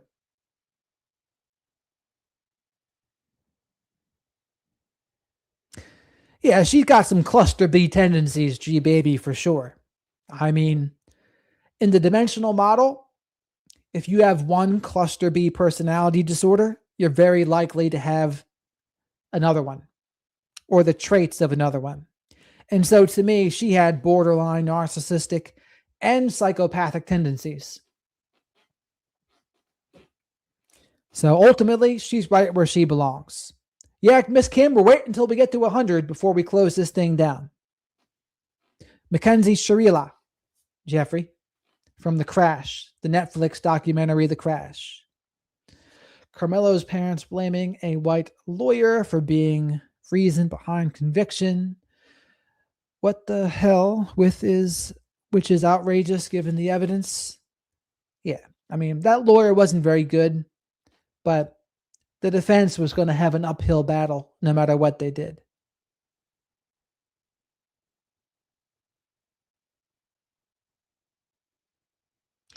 I'm aware that diagnosis doesn't seem warranted for Mackenzie. If you look into more of how Mackenzie speaks to her dad, speaks to her boyfriend, speaks to her mom, look at all the actions, then you would probably see it. It's not good. It's not good, I'll say. How did we just get to 100 likes, by the way? As many people as we had in the chat. We've only gotten to 100. That's wild.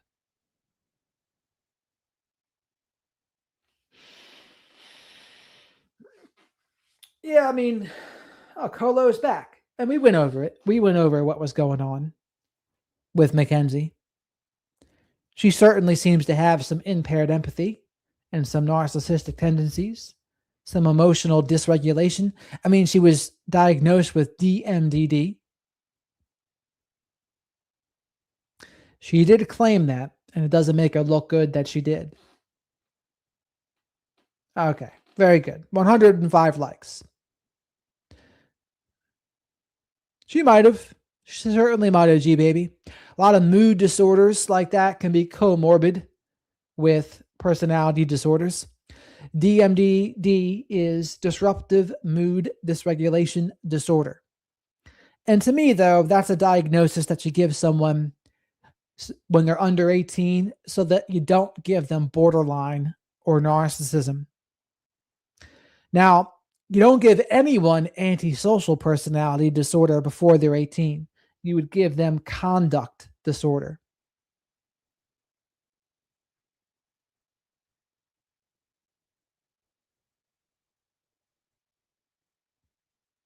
That'd be stretching it to give him the death penalty for that, considering he was under 18 when he did it. But if that were to happen anywhere, Florida, maybe Texas, Alabama, Mississippi, there's a bunch of other states that don't even have it.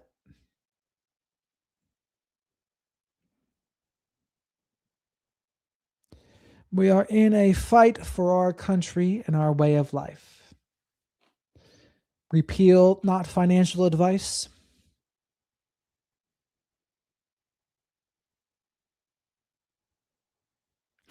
I think Supreme Court ruled death penalty can't be used for people who are under 18. That would make sense, Tim. That would make sense.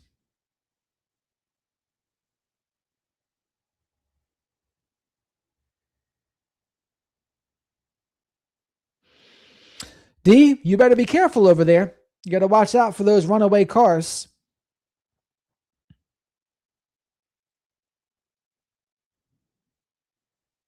Very good, Colo. We're glad you're an ambitious woman. But all right, folks, we're about to wrap this one up here. We're coming up on 3 hours and 18 minutes. Thank you for all of the support, liking, subscribing, the super chats. If you want to be a part of the members only live streams, become a member. Gift members for other people. Yeah, she was, Jeffrey. She was in the crash.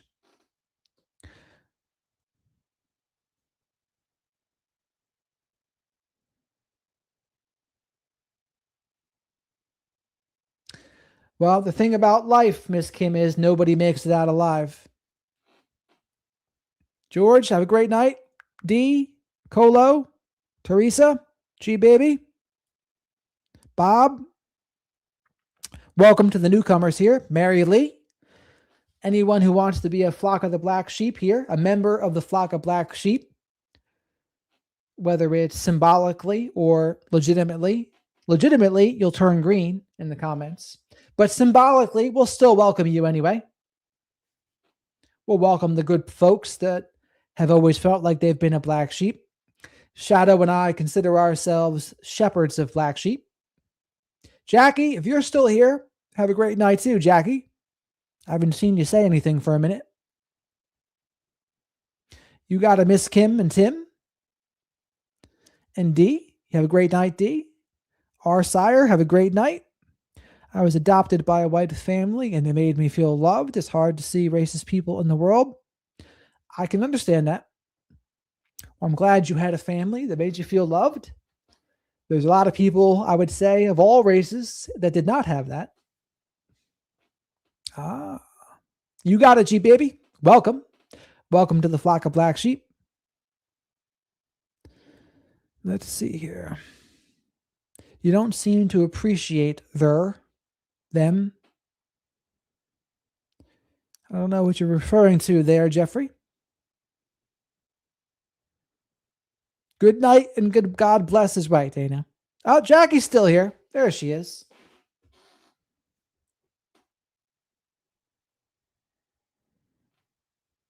Stork dropped me off. Oh, that doesn't sound too good, Colo. Smart move, D. Well, I think what happened was she didn't care. So it was half like a suicide attempt / murder attempt. Now, some people were saying that she turned at the last minute so that the passenger side got hit and she had her seatbelt on. But even so, going that fast into the wall, I wouldn't expect a seatbelt to save me.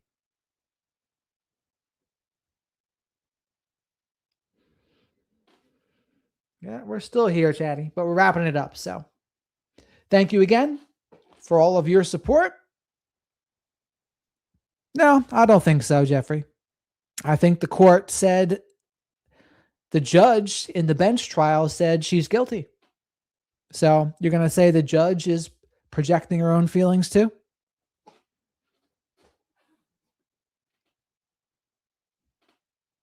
So the judge saw all of the facts and all of the case, and that's what the judge came up with. So we're going by what the judge came up with, for one. We're also looking at all of her interactions as well.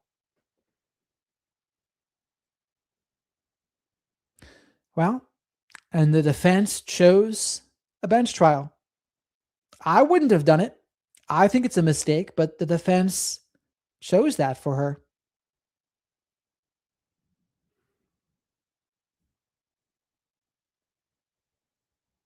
She was a really good mom growing up.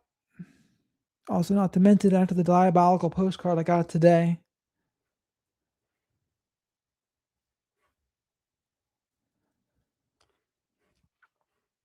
The other problem for her is there's threats that she was going to do the very same thing before.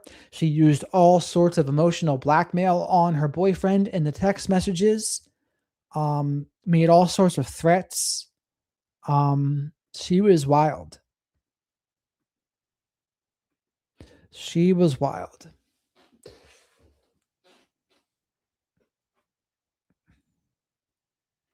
She was certainly lucky, G baby. She walked away relatively unscathed in comparison. Yeah, she had some injuries, but she's lucky she's not a paraplegic.